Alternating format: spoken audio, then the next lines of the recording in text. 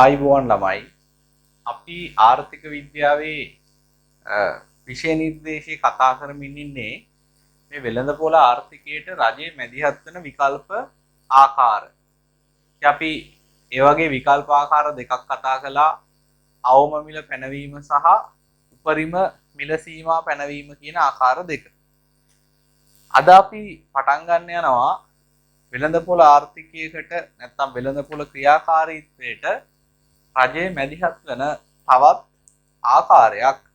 ඒ තමයි මිල ස්ථායීකරණය. මිල ස්ථායීකරණය. මිල ස්ථායීකරණය. ස්ථායීකරණය කියන වචනේම තියෙනවා ස්ථාවර කරනවා, විචලනය අඩු කරනවා වගේ අදහසක්. මේක ගොඩාක් වෙලාවට කරන්නේ කෘෂිකාර්මික නිෂ්පාදිතවල. කෘෂිකාර්මික නිෂ්පාදිත. කෘෂිකාර්මික නිෂ්පාදිත කියන්නේ මොනවද? කෘෂිකාර්මික නිෂ්පාදිත කියන්නේ භෝග වර්ගවලට. මේ ගොඩාක් භෝගවල තියෙන ලක්ෂණය තමයි මේවැ අස්වැන්න හැම කාලයකටම නැහැ. අපි ඒකට කියනවා වාරිකත්ව බලපෑම කියලා. වාරිකත්ව බලපෑම. ඒ කියන්නේ වසරේ එක කාලයකට විතරයි මේ භෝගවල අස්වැන්න තියෙන්නේ. එතකොට මේ භෝගවල අස්වැන්න එක කාලයකට විතරක් වැඩිපුර තියෙන නිසා අනිත් කාලෙට එක්ක ඇත්තෙම නැහැ. එහෙම නැත්නම් තිබ්බත් බොහොම අඩුවෙන් තමයි තියෙන්නේ. දැන් ඔයා දන්නවනේ අපි කන්න වශයෙන් වගා කරන්නේ උපරිම කන්න 3ක් තමයි වගා කිරීම සිද්ධ කරන්නේ. ඒතර අවුරුද්දට 3 පාරයි අස්වැන්නේ ඉන්නේ. අනිත් කාලවලට අස්වැන්නේ නැහැ. ඒතර මේ භාණ්ඩවල එක ලක්ෂණයක් තමයි මේ වාරිකත්ව බලපෑම නිසා මේ භාණ්ඩවලට තියෙන්නේ අනම්‍ය සැපයුම. අනම්‍ය සැපයුම. මේ පාඩම ඉගෙන ගන්නකොට කලින් පාඩමේ දේවල් මතක තියෙන්න ඕනේ. අනම්‍ය සැපයුම කියලා කියන්නේ මිල වෙනස් වෙන ප්‍රතිශතයට වඩා අඩු ප්‍රතිශතයකින් තමයි එතන සැපයුම් ප්‍රමාණය වෙනස් වීම වෙන්නේ. ඒතොර ඇයි අඩු ප්‍රමාණයකින් සැපයුම් ප්‍රමාණය වෙනස් වෙන්නේ? අඩු ප්‍රතිශතයකින් සැපයුම් ප්‍රමාණය වෙනස් වෙන්නේ වාරිකත්ව බලපෑම නිසා. මේ භාණ්ඩවල වෙළඳපොලේ මිල ඉහළ ගියත් මේවා වගා කරන ගොවීන්ට හැකියාවක් නැහැ මිල වැඩි වෙච්ච කාලෙට වැඩියෙන් වෙළඳ පොළට සැපයීම කරන්න. මොකද අස්වැන්න තියෙන කාලෙට විතරයි වෙළඳ පොළට සැපයීමක් කරන්න පුළුවන්. අනිත් අතට මේ කෘෂිකාර්මික භෝග ඔක්කොම ගොඩාක් ඒවා අත්‍යවශ්‍ය ආහාර ද්‍රව්‍ය. වාරිකත්ව බලපෑම එක පැත්තකින් තියෙනවා, අනිත් එක මේවා ඔක්කොම අත්‍යවශ්‍ය ආහාර ද්‍රව්‍ය. අත්‍යවශ්‍ය ආහාර වලට වෙළඳ පොලේ තියෙන්නේ අනම්‍ය ඉල්ලුමක්. අනම්‍ය ඉල්ලුමක්. ඒ කියන්නේ මේවා මිල වෙනස් වෙන ප්‍රතිශතයට වඩා අඩු ප්‍රතිශතයකින් තමයි ඉල්ලුම් ප්‍රමාණය වෙනස් වෙන්නේ. ඒ කියන්නේ මේ භාණ්ඩ සෑහෙන මිල අඩු වුණත් මිනිස්සු ගොඩාක් මේවා වැඩිපුර ගන්නෙ නෑ මිල අඩු කළා කියලා. එහෙම නැත්නම් මිල වැඩි වුණා කියලා ගන්න ප්‍රමාණය ලොකුවට අඩු කරන්නත් බෑ. අත්‍යවශ්‍ය ද්‍රව්‍ය වල හැටි එහෙමයි. ඒතකොට මේ ලක්ෂණ දෙක නිසා වෙළඳ පොලේ ඇතැම් කාලයකට මේ භාණ්ඩවල සැපයුම සෑහෙන්න වැඩි වෙනවා. මේ බලන්න. අපි මෙහෙම ඇන්දොත් මේ කෘෂිකාර්මික නිෂ්පාදිතයක වෙළඳ පොළ ඉල්ලුම් සහ සැපයුම් වක්‍ර මම මේ කල්පිත වක්‍ර දෙකක් ඇඳලා තියෙන්නේ. අස්වැන්න වැඩි කාලෙට මොකද වෙන්නේ? මේ සැපයුම් වක්‍රය විතැන් වෙනවා සෑහෙන දකුණට. දකුණට විතැන් වුණාම ප්‍රතිඵලය තමයි මොකද වෙන්නේ? වෙළඳ පොලේ මිල පල්ලෙහාට යනවා. එතකොට ගොවියාගේ ආදායම මොකද වෙන්නේ? අඩු වෙනවා. මොකද අස්වැන්න තියෙන කාලෙනේ ගොවියා මේක විකුණන්නේ. ඊළඟට අස්වැන්න වෙළඳ පොලට ඇවිල්ලා ටික කාලයක් යනකොට අර අස්වැන්න නැති කාලෙදී මේ සැපයුම් වක්‍රය වමට විතැන් වෙනවා. එතකොට වෙළඳ පොලේ භාණ්ඩ මිල ඉහළ යනවා. ඒතර මිල ඉහළ ගියා කියලා පාරිභෝගිකයන්ට මේ භාණ්ඩය අතාරින්න බෑනේ අනම්ම ඉල්ලුමක් තියෙන්නේ. අත්‍යවශ්‍ය ආහාර ද්‍රව්‍ය. ඒ නිසා ඒ කාලෙට පාරිභෝගිකයා පීඩාවටපත් වෙනවා. අස්වැන්න නෙලන කාලෙට සැපයුම අනම්‍යයි මේ සැපයුම දකුණට විතැන් වෙලා මිල අඩු වෙලා ගොවියාගේ ආදායම් මට්ටම පල්ලෙහාට එනවා. ඊට පස්සේ ටික කාලයකට පස්සේ සැපයුම අඩු වුණාට පස්සේ වෙළඳ පොලේ මිල ඉහළ යනවා. මිල ඉහළ ගියා කියලා ගොවියට වාසියක් වෙන්නේ නැහැ. හේතුව ඒ කාලේ මිල වැඩි වුණාට සැපයුම් ප්‍රමාණය වැඩි කරන්න බෑ ගොවියට. මොකද අනම්‍ය සැපයුමක් තියෙන නිසා. ඒ නිසා ඒ කාලේ පාරිභෝගිකයා පීඩාවටපත් වෙනවා. එතකොට මෙහෙම නොවි එක කාලෙට මිල අඩු වෙනවා ගොවිය පීඩාවටපත් වෙනවා. තව කාලෙට මිල වැඩි වෙනවා ඒ කාලෙට පාරිභෝගිකයා පීඩාවටපත් වෙනවා. මෙහෙම නොවි දෙපාර්ශවයටම සාධාරණ මිලක් අඛණ්ඩව පවත්වගෙන යන එක. ස්ථාවරව පවත්වගෙන යන එක තමයි මිල ස්ථායීකරණය කියලා හඳුන්වන්නේ. ඒ කියන්නේ මිල විචලනය වෙන එක. මේකේ මිල අඩු වැඩි වෙනවනේ. මෙන්න මේ මිල අඩු වැඩි වෙන එක ඒක තමයි විචලනය. ඒ විචලනය පාලනය කරගන්න එක තමයි මිල ස්ථායීකරණයෙන් කරන්නේ. මේකට රජයක් විවිධ ක්‍රම භාවිතා කරනවා. පළවෙනි ක්‍රමය තමයි මේකේ දීලා තියෙන නිෂ්පාදන කෝටා කියන එක. නිෂ්පාදන කෝටා. හරිද? කෝටාවක් කියලා කියන්නේ මේකට තව වචනයක් කියනවා සලාකයක් කියලා. සලාක. මං හිතන්නේ සලාක කියන කතන්දරේ හම්බුණා ඔයාට උපරිම මිල සීමා පැනවීමේදී. අපිට මේකෙදි කරන්නේ මෙන්න මෙහෙම කරනවා. මේ තියෙන්නේ මං කලින් ඇඳපු කෘෂිකාර්මික නිෂ්පාදිතේ ඉල්ලුම් වක්‍රය සහ සැපයුම් වක්‍රය. ඒ අනුව මිල තීරණය වෙනවා P බිඳුව කියුවේ. දැන් ආණ්ඩුව හිතනවා නම් මේ P බිඳුව කියන මිල ගොවියට ප්‍රමාණවත් නැහැ. හරිද? මිල ඊට වඩා වැඩි මට්ටමක් ගොවියට දීලා මේ මිල ස්ථාවරව තියාගන්න ඕන කියලා රජය මෙන්න මෙහෙම කරනවා. රජය වෙළඳ පොළට ඉදිරිපත් කරන්න පුළුවන් උපරිම භාණ්ඩ ප්‍රමාණය පිළිබඳ සීමාවක් දානවා. මේ තියෙන්නේ සීමාව. මේ පාර සීමාව දාන්නේ භාණ්ඩ ප්‍රමාණයට. මේක සැපයුම් වක්‍රයක්. මිල වෙනස් වුණා කියලා සැපයුම් වෙනස් කරන්න බෑ මේකෙන්. මිල කොච්චර වැඩි වුණත් සැපයුම එමමයි. හේතුව මේක රජය විසින් පනවලා තියෙන නීතියක්. මෙන්න මේකට තමයි කෝටාව කියලා කියන්නේ. සලාකය. එතකොට මේකෙදි රජය උත්සාහ කරනවා මේ අලුත් සැපයුම් වක්‍රයක් මේක පූර්ණාරම්භ සැපයුම් වක්‍රයක්. එහෙම වුණාට පස්සේ අලුත් සැපයුම් වක්‍රේ පරණ ඉල්ලුම් වක්‍රේ එකතු වෙලා සමතුලිතයක් හදනවා. P1 මිලට Q1 භාණ්ඩ ප්‍රමාණය වෙළඳ පොලේ අලවීමක් වෙනවා. රජය මෙහෙම කරන්නේ මේ P බිඳුව කියන මිල පල්ලෙහා මිලක්. හරිද? ඒ කියන්නේ මේ සැපයුම වැඩි කාලේ තියෙන මිලක් මේක. ඒ නිසා ආණ්ඩුව හිතනවා මේ මිලට භාණ්ඩ විකුණලා ගොවියාට වැඩක් නැහැ. සහ මේ මිල මෙච්චර අඩු වෙලා තියෙන්නේ වෙළඳ පොළට වැඩි භාණ්ඩ ප්‍රමාණයක් නිෂ්පාදකයා විසින් සපයන නිසා. නිසා සැපයුම පාලනය කරගත්තා නම් සැපයුමට නීතියක් දැම්මා නම් එතකොට ගොවීන්ට වැඩි මිලට භාණ්ඩ ටික විකුණා ගැනීමේ හැකියාව එනවා. මෙතනදී පොඩි ගැටලුවක් තියෙනවා. ඒ ගැටලුව තමයි රජය මේ සීමාව දාලා තියෙන්නේ වෙළඳ පොළ සැපයුමට. හිතන්න මේ V වලටයි මේ නිෂ්පාදන කෝටාව එහෙම නැත්නම් සලාකය නියම කරලා තියෙන්නේ කියලා. ඒතොර ලංකාවේ V සැපයුමට තමයි මේ කෝටාව පනවලා තියෙන්නේ. හැබැයි මේක හරියට ක්‍රියාත්මක වෙන්න නම් වෙළඳ පොළට සපයන ආයතන ඉන්නවනේ. එහෙම නැත්නම් ගොවියෝ ඉන්නවනේ. අපි ඒගොල්ලන්ට කියන්නේ ආයතනික සැපයුම කියලා.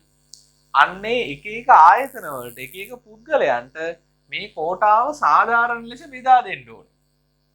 එහෙම නැත්නම් වෙන්නේ අපි හිතමු කලින් ආණ්ඩුව මෙට්‍රික් ටොන් වෙළඳ පොළට සැපයුවා ලක්ෂයක් කියලා. ආණ්ඩුව කියනවා ලක්ෂයක් සපයන්න බෑ. වෙළඳ පොලේ සැපයුම තියෙන්න ඕනේ V මෙට්‍රික් ටොන් 80000යි කියලා. ඒතකොට දැන් කලින් සපයපු ලක්ෂයෙන් 20000ක් දැන් සපයන්න බෑ. හැබැයි මෙහිම වෙළඳ පොළට විතරක් සීමාවක් දාලා වැඩක් නෑ. මේ කලින් ලක්ෂ්‍ය සපයපු නිෂ්පාදන ආයතන අපි හිතමු තියනවා කියලා 25000. මේ 25000ට මේක සාධාරණ ලෙස බෙදලා යන්න ඕනේ. එහෙම නැති වුණොත් වෙන්නේ අර පොඩි පොඩි නිෂ්පාදන ආයතන මේ සීමාව පැනෙවුවට පස්සේ වෙළඳපොළට සැපයුමක් කරගන්න බැරුව ඒගොල්ලන්ට අසාධාරණයක් සිද්ධ වෙනවා. කලින් නම් මිල අඩුවට ඒගොල්ලෝ කීයක් හරි වෙළඳපොළට සපයලා ආදායමක් ගත්තානේ.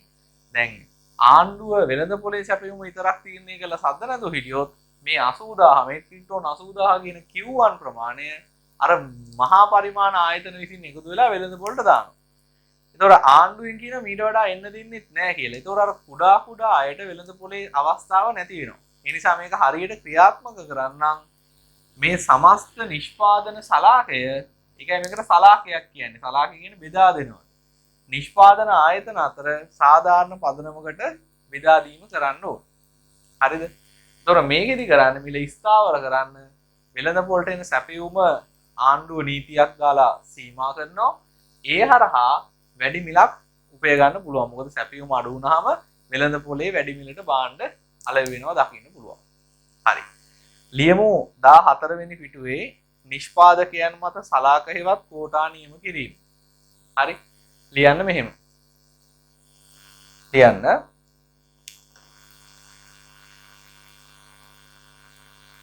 ලියමු. වෙළඳපොලේ සැපයුම සීමා කිරීම සඳහා වෙළඳපොලේ සැපයුම සීමා කිරීම සඳහා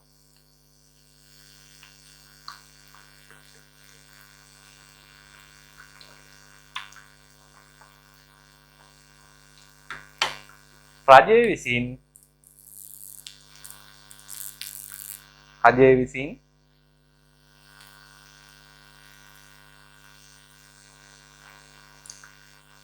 වෙළඳපොළට සැපිය හැකි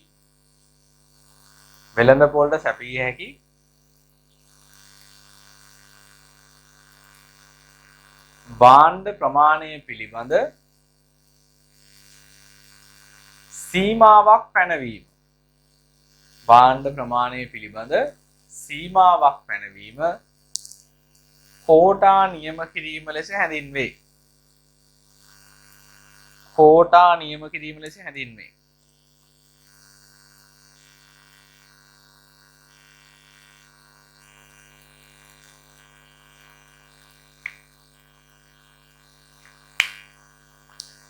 කෝටා නියම කිරීම ලෙස හැඳින්වේ. කියන්න මේ සාර්ථකව සිදුවීමට නම්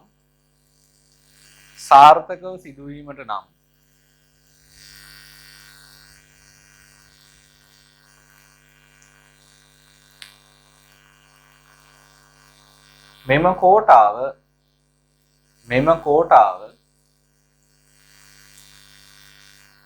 තනි නිෂ්පාදන ආයතන අතර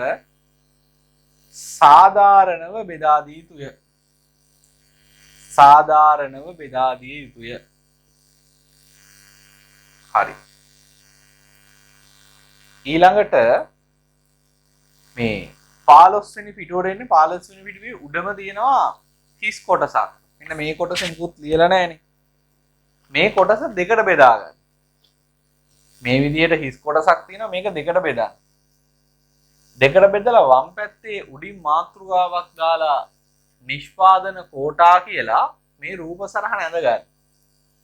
මේ රූප සරහන ඇඳ ගන්න ටක් ගන්න. නිෂ්පාදන කෝටා කියලා මාතෘකාවක් දැම්මා රූප සරහන ඇඳ ගන්න. හරි. ඔයා වෙලාව අරන් රූප සරහන ඇඳලා වීඩියෝ එකේ ඉතුරු ටික බලන්න මම ඉස්සරහට යනවා වෙලාව ඉතුරු කරගන්න ඕනේ නිසා. දෙවෙනි ක්‍රමය තමයි මේ පළවෙනි ක්‍රමය. දෙවෙනි එක දෙක. බලන්න ටියුට් එකේ තියෙනවා භූමිය වගාව සඳහා යොදා නොගැනීම වෙනුවෙන් ගෙවීමක් කිරීම. ගෙවීමක් කරනවා මොකටද? වගාවට යොදා නොගැනීමට.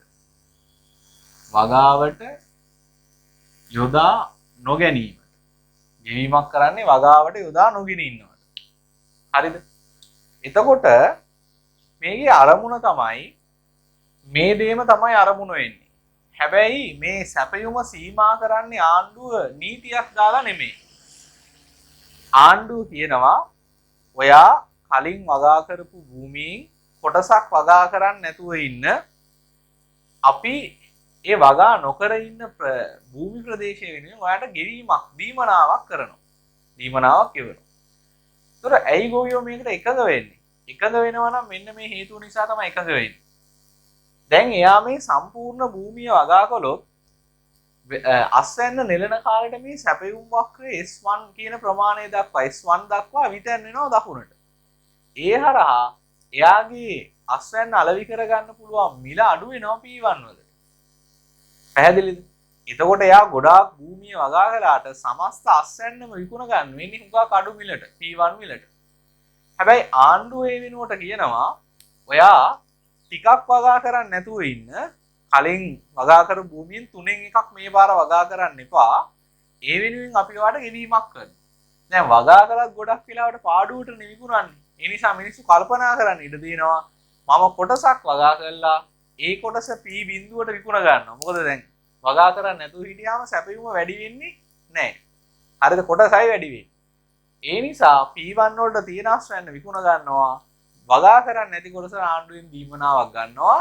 වගා කරලා පාඩු ලබනවට වඩා කියන්නේ මහන්සිලා වගා කරලා ඒක විකුණ ගන්න බැරි වුණාම පාඩු විදිනවා. ඒ පාඩු විදි ගන්නවට වැඩිය මේ ක්‍රමය හොඳයි කියලා ගොවියා කල්පනා කරන්න ඉඩ තියෙනවා.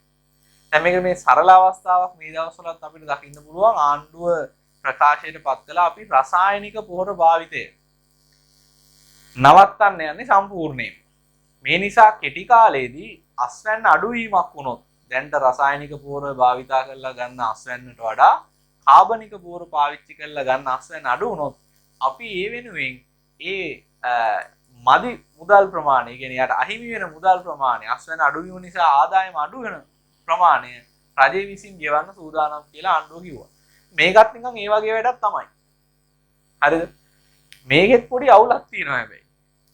දැන් මෙහෙම එකක් ක්‍රියාත්මක කළාම ගොවීන් කරන්නේ සමාන්ත තියෙන භූමි ප්‍රදේශයේ සම්පූර්ණයෙන්ම අපි ඉඩමක් ගත්තොත් එහෙම නැත්නම් ඉඩම් කීපයක් ගත්තොත් ගොවියෙක්ට තියෙන ඒ හැම ඉඩමකම එහෙම නැත්නම් එකම ඉඩමේ හැම කොටසකම එක සමාන අස්වැන්නක් ඉන්නේ නැහැ. සමහර භූමි ප්‍රදේශවල ඵලදායීතාව වැඩි. වතුර හොඳට තියෙනවා, හිරු එළිය හොඳට තියෙනවා, පස සාරවත්. ඒ නිසා අනිත් ප්‍රදේශවලට වඩා ඒ ප්‍රදේශයේ අස්වැන්න වැඩි, ඵලදාය වැඩි. ඒතොර මේ වගේ ක්‍රමයක් ක්‍රියාත්මක කළාම තාර්කිකව හිතුවොත් අපි හරිද? ගොවියෙක් තමන්ගේ නිෂ්පාදනයෙන් අයින් කරන්නේ අර අඩුම ඵලදාවක් කියන ඉඩම් කොටස. පැහැදිලිද? ඒතොර ආණ්ඩුව වෙළඳපොළ සැපයුමින් 3න් එකක් අයින් කරන්න කියලා ගොවීන්ට කියන ඔයා ගිය පාර වගා කරපු භූමි ප්‍රමාණයෙන් 3න් එකක් මේ පාර වවන්න එපා. ඒතොර ගොවියෝ අයින් කරන්නේ අඩුම ඵලදාවක් තියෙන අඩුම ඵලදායීතාවයක් තියෙන භූමි ප්‍රදේශ වලින් 3න් එකක් නිසා අර මුළු අස්වැන්නෙන් 3න් එකක් අයින් වෙන්නේ නැහැ. තේරුණාද කියන එක? සහ ඊට පස්සේ ගොවීන්ට දැන් කලින් තරම් ලොකු ඉඩමක මහන්සි වෙන්න ඕනේ නැහැ. 3න් 2යිනේ මහන්සි වෙන්න ඕනේ. ඒ නිසා එයා මොකද කරන්නේ? එයා මේකට හොඳට පෝර දානවා. වැඩි අස්වැන්නක් ගන්න පුළුවන් බීජ පැල කරනවා. ඒ හරහා නව තාක්ෂණය මුදල් ආයෝජනය කිරීම හරහා අර පොඩි භූමි ප්‍රදේශයකින් කලින්ට වඩා වැඩි අස්වැන්නක් ගන්නවා. එහෙම වුණොත් ආණ්ඩුව හිතපු දේ වෙන්නේ නැහැ. මොකද ආණ්ඩුව මේ මිල ස්ථාවර කරන්න උත්සාහ කරන්නේ වෙළඳපොලේ සැපයුම පාලනය කරලා. ඒතොර ආණ්ඩුව මෙහෙම ක්‍රියාත්මක වෙද්දී ගොවීන් අඩුම ඵලදාවක් තියෙන බිම් කොටස වගා කිරීමෙන් අයින් කරලා වගා කරන භූමි ප්‍රදේශයේ කලින්ට වඩා වැඩි ඵලදාවක් ගත්තොත් ආණ්ඩුව හිතන ප්‍රමාණය වෙළඳපොලේ සැපයුම අඩු වෙන්නේ නැහැ. එහෙම වුණොත් මිල ස්ථාවර කරන්න බෑ. රජය වියදම් කරලා දින විතරයි මිල ස්ථාවර වෙන්නේ නැහැ. ලියමු.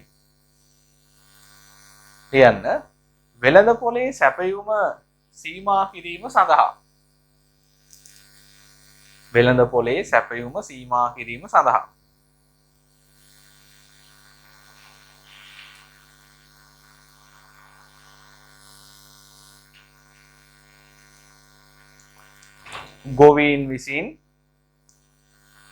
ගොවීන් විසින් සාමාන්‍යයෙන් වගා කරන භූමියෙන් සාමාන්‍යයෙන් වගා කරන භූමියෙන් කොටසක්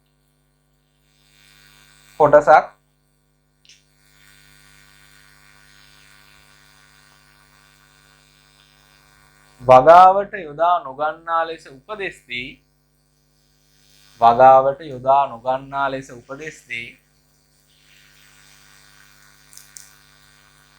එලෙස යොදා නොගන්නා භූමි ප්‍රදේශය වෙනුවෙන්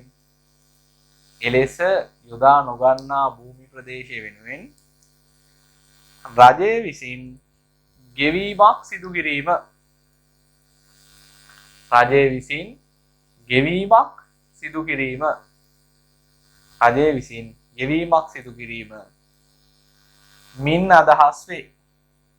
ගෙවීමක් සිදු කිරීම. මින් අදහස් වේ.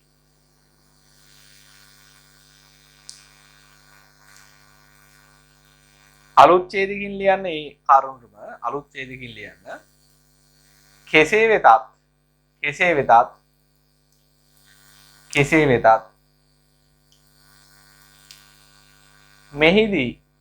මෙහිදී ගොවීන් විසින්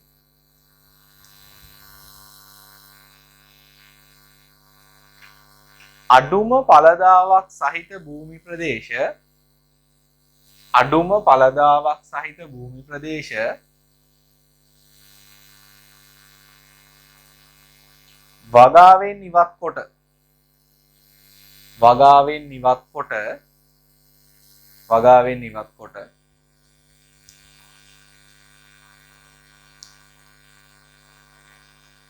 වගා කරන සීමිත භූමි ප්‍රදේශයෙන්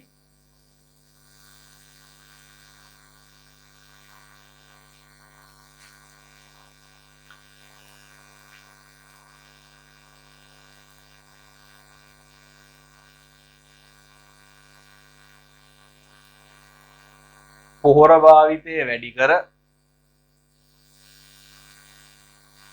භාවිතය වැඩි කිරීම වැඩි පළදාවක් සහිත බීජ භාවිතා කිරීම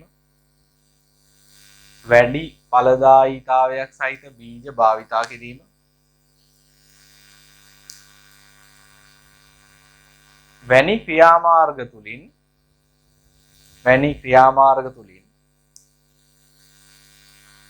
පෙරට වඩා වැඩි අස්වැන්නක් ලබා ගතහොත්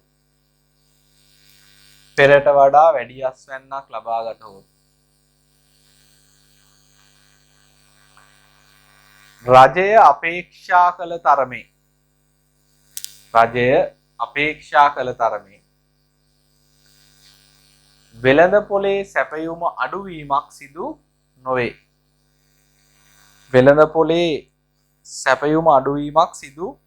නොවේ.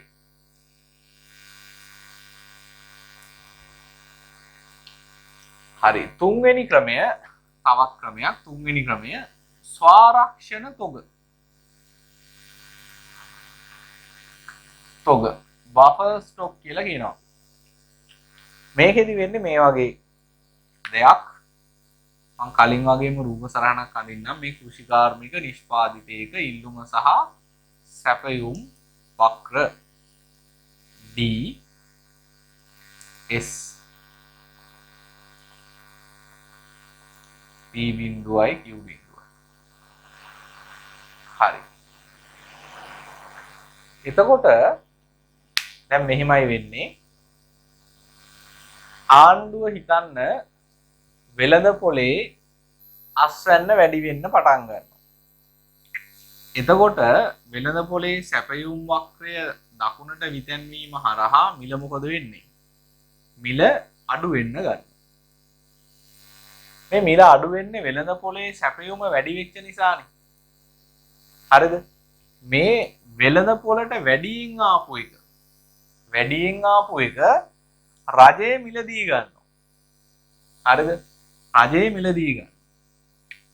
එතකොට වෙළඳ පොලේ සැපයුම S ඉඳන් S1 වෙද්දී වන් වලට යද්දී රජය ස්වාරක්ෂක තොග රැස් කරනවා. ඒ කියන්නේ වෙළඳ පොලෙන් මිලදී ගන්න. හරිද? දැන් ඔයාලට හිතෙන්න පුළුවන් අපි කලින් ඉගෙන ගත්තා අවම මිල සීමා පැනවීම කියලා එකක්. ඒකෙදිත් රජය අතිරික්ත භාණ්ඩ තොගය මිලදී ගත්තා. හැබැයි මේකෙදි මතක තියාගන්න ඕනේ රජය පාරිභෝගිකයෝ ගන්නේ නැති භාණ්ඩ ටිකක් ගන්නව නෙමෙයි. හරිද? වෙළඳ පොළට වැඩියෙන් එන භාණ්ඩ ටික ආණ්ඩුව අරගෙන තියාගෙන ඉන්න නිසා වෙළඳ පොලේ සැපයුම වැඩි වෙන එක නවතිනවා. අතන වෙන්නේ ආණ්ඩුව කෘතිමව මිල වැඩි කරලා පාරිභෝගිකයෝ ගන්න නැතුව මේ වෙළඳ ගාව ඉතුරු වෙච්ච ටික තමයි ආණ්ඩුව පස්සේ ඇවිල්ලා අරන් යන්නේ. මෙතන වෙන්නේ එහෙම නෙමෙයි. ආණ්ඩුව දන්නවා දැන් ඉස්සරහට මිල අඩු වෙන්න නියමිතයි භාණ්ඩේ මොකද සැපයුම් වැඩි හින්දා ආණ්ඩුව කරන්නේ ගොවීන්ගේ මේ ටික ගිහිල්ලා මිලදී ගන්නවා. එහෙම නැතුව විකිනෙන්නේ නැති හින්දා ගන්නව නෙමෙයි. විකුණන්න පුළුවන් මේ ටික. අඩු මිලට විකුණනවා. හරිද? ඒක නවත්තන්න ආණ්ඩුව ගොවීන්ගේ මිලදී අරගෙන ආණ්ඩුව මේ ටික තියන් ඉන්නවා. එතකොට සැපයුම වෙළඳ පොළට එන්නේ නැහැ. නිෂ්පාදකයා හැදුවට සැපයුම වෙළඳ පොළට එන්නේ නැහැ. ඒ නිසා මේ මිල P බිඳුවේ ඉඳන් P1 වලට අඩු වෙන එක මොකද වෙන්නේ? නවතිනවා. හරිද? හරි. ඊළඟට මේ අස්වැන්න ඉවරුණාට පස්සේ ටික කාලයක් යනකොට වෙළඳ පොලේ තිබ්බ භාණ්ඩ ප්‍රමාණය අඩු වෙනවා. දැන් අලුතෙන් වෙළඳ පොලට භාණ්ඩ එන්නේ නැහැ. මොකද අස්වැන්න නැහැ. එතකොට වෙළඳ පොලේ සැපයුම අඩු වෙලා මිල වැඩි වෙන්න නියමිතයි. ආණ්ඩුව මේක දන්නවා. ආණ්ඩුව දැනගෙන මොකද කරන්නේ? S ඉඳන් S2 වලට යද්දී මේ කලින් රැස් කරගෙන හිටපු තොගය වෙළඳ පොලට නැවත නිදහස් කරනවා. ඒකට අපි කියනවා ස්වාරක්ෂක තොග, රක්ෂක තොග නිදහස් කිරීම. නිදහස් කිරීම. මේ වෙලාවේ සැපයුම වැඩි වෙන්න යනවා ආණ්ඩුව ගන්නවා. මේ වෙලාවේ සැපයුම අඩු වෙන්න යනවා ආණ්ඩුව ගත්ත ඒවා නිදහස් කරනවා. හරිද? හරි. එතකොට මේකෙන් වෙළඳ පොලේ සැපයුම ස්ථාවරව තියාගෙන ඉඳලා මිල ස්ථාවර කරන්න ආණ්ඩුව උත්සාහ කරනවා. ඒතකොට මේක තමයි ස්වාරක්ෂක තොග රැස් කිරීම සහ නිදහස් කිරීම කියලා කියන්නේ. ලියමු 14 වෙනි පිටුවේ ස්වාරක්ෂක තොග නෝට් එකක් ලියන්න. වෙළඳ පොලේ සැපයුම වැඩි වෙන කාලවලට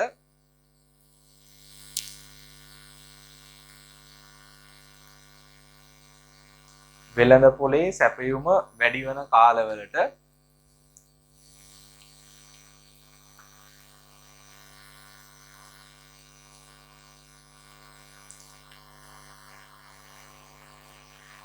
රජය විසින්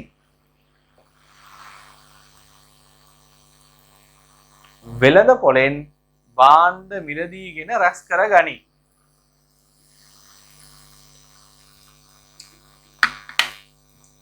භාණ්ඩ මිලදීගෙන රැස් කර ගනී.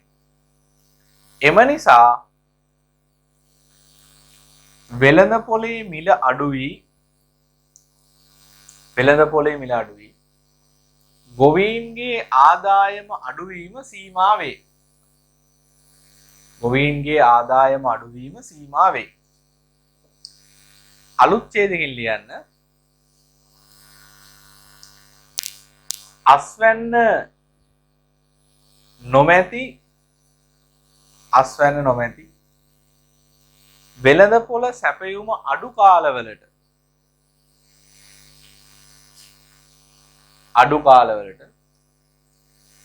රජයේ රැස් කරගත් තොගය වෙළඳ පොළට මුදා හැරීම මගින්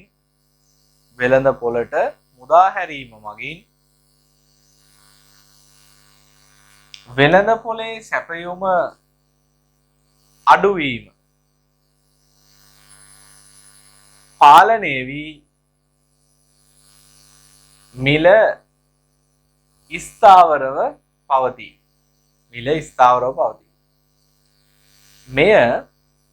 මෙය ස්වාරක්ෂක ස්වාරක්ෂක තොග ස්වාරක්ෂක කිව්වොත් කමක් නැහැ ස්වාරක්ෂණ කිව්වොත් කමක් නැහැ ස්වාරක්ෂණ තොග රැස් කිරීම සහ මුදා හැරීම ලෙස හැඳින්වේ. රැස් කිරීම සහ මුදා හැරීම ලෙස හැඳින්වේ. හරි. එතකොට අපේ 15 වෙනි පිටුවේ මේ ඉඩ ටිකක් තිබිලා දැන් අපි මේකේ වම් පැත්ත ප්‍රයෝජනෙට ගත්තා පළවෙනි එක ඇඳ ගන්න. දකුණු පැත්තේ මාතෘකාවක් දාන ස්වාරක්ෂණ තොග කියලා මාතෘකාවක් දාලා මේ ප්‍රස්ථාරය ඇඳලා මේ වාක්‍ය දෙක ලියා ගන්න. මේ ප්‍රස්ථාරය ඇඳලා මේ වාක්‍ය දෙක ලියා ගන්න. හරි. කලින් වගේමයි වාට නෝට් එකක් රූපයක් රූප සරණක් ඇඳ ගන්න වෙලාව වුණනම් ගාන හදා ගන්න ඕනනම් වීඩියෝ එක පොඩ්ඩක් නවත්තලා ඒ වැඩේ කරගන්න ඉස්සරහට ඊට පස්සේ කොටස ගාන හදලා බලාගෙන යන්න. ඊළඟ අවසාන එක අපනයන සඳහා සහනාධාර ලබා දීම. අපනයන සඳහා සහනාධාර ලබා දීම කියලා අදහස් කරන්නේ මේ වෙළඳ පොලේ සැපයුම වැඩි වෙන කාලෙට මේ වැඩි සැපයුම දැන් මෙතෙන් නම් ඊ ටික ආණ්ඩුව ගන්නවා. ආණ්ඩුව ගන්නෙ නෑ. නමුත් මේ වැඩි ටික අපනයනය කරන්න රජය උදව් කරනවා. ඒ උදව්ව වෙළඳ පොළ හොයලා දෙන එකක් වෙන්න පුළුවන්. එහෙම නැත්නම් මොකක් හරි බදු සහනයක් වගේ එකක් වෙන්න පුළුවන්. එහෙම නැත්නම් වෙන මොකක් හරි තාක්ෂණික සහාය ඒ වගේ දෙයක් වෙන්න පුළුවන්. ඒතර මේ අතිරික්ත සැපයුම මොකද කරන්නේ අපනයනයට යන නිසා ඒ අතිරික්ත සැපයුම වෙළඳ පොළට එන්නේ නැහැ. දැන් මෙතෙන්දිත් කරන්නේ වෙළඳ පොළට එන්නේ නැතුව තියා ගන්නවනේ ආණ්ඩුව. මේකෙදි ඒක අපනයනය කරනවා. හරිද? අපනයනය කරලා වෙළඳ පොලේ අතිරික්ත සැපයුම නැති කරනවා. සැපයුම ස්ථාවරව පවත්වාගෙන යන එක තමයි මෙතන කරන්නේ. ලියන්න අපනයන සහනාධාර ලබා දීම. ලියන්න මෙහෙම.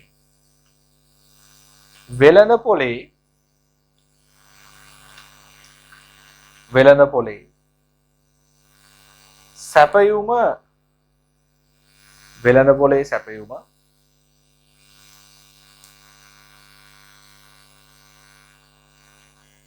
වැඩි වෙළඳ පොලේ සැපයුම වැඩි කාලවලට වෙළඳ පොලේ සැපයුම වැඩි කාලවලට එම අතිරික්ත සැපයුම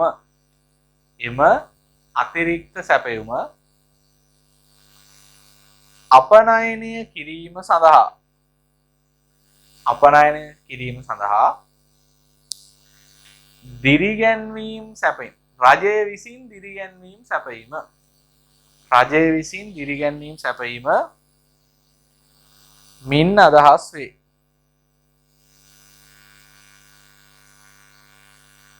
රජය විසින් දිරිගැන්වීම් සැපයීම මින් අදහස් වේ. දිරිගැන්වීම් සැපයීම මින් අදහස් වේ. අලුත් ඡේදයක ලියන්න. මෙහිදී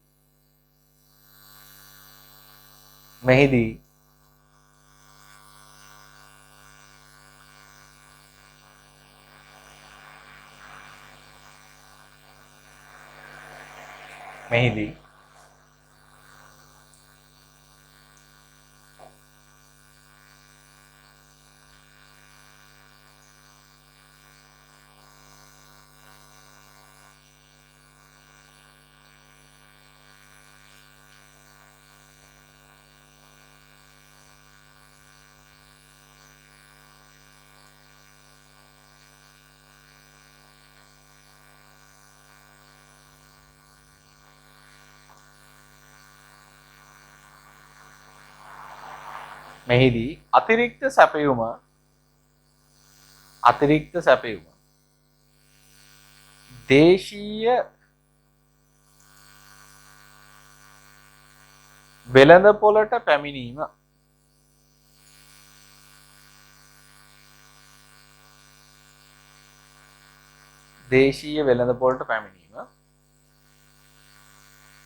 සීමා වන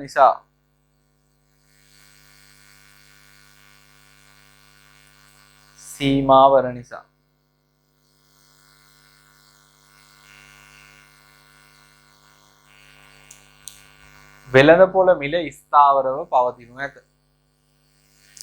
වෙළඳ පොළ මිල ස්ථාවරව පවතිනු ඇත. හරි. මේ අපි ඉවර කළේ මිල ස්ථායීකරණය කියන වෙළඳපොළ ආර්ථිකයට රජයේ මැදිහත් වන තවත් විකල්ප ආකාරයක්. මේ වෙද්දී අපි විකල්ප ආකාර තුනක් කතා කරලා තියෙනවා. තවත් රජයේ මැදිහත් වීම දෙකක් අපි කතා කරන්න යනවා.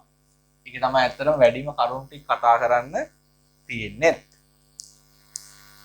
ඒ යටතේ බලන්න 15 වෙනි පිටුවේ තියෙනවා වක්‍ර බදු.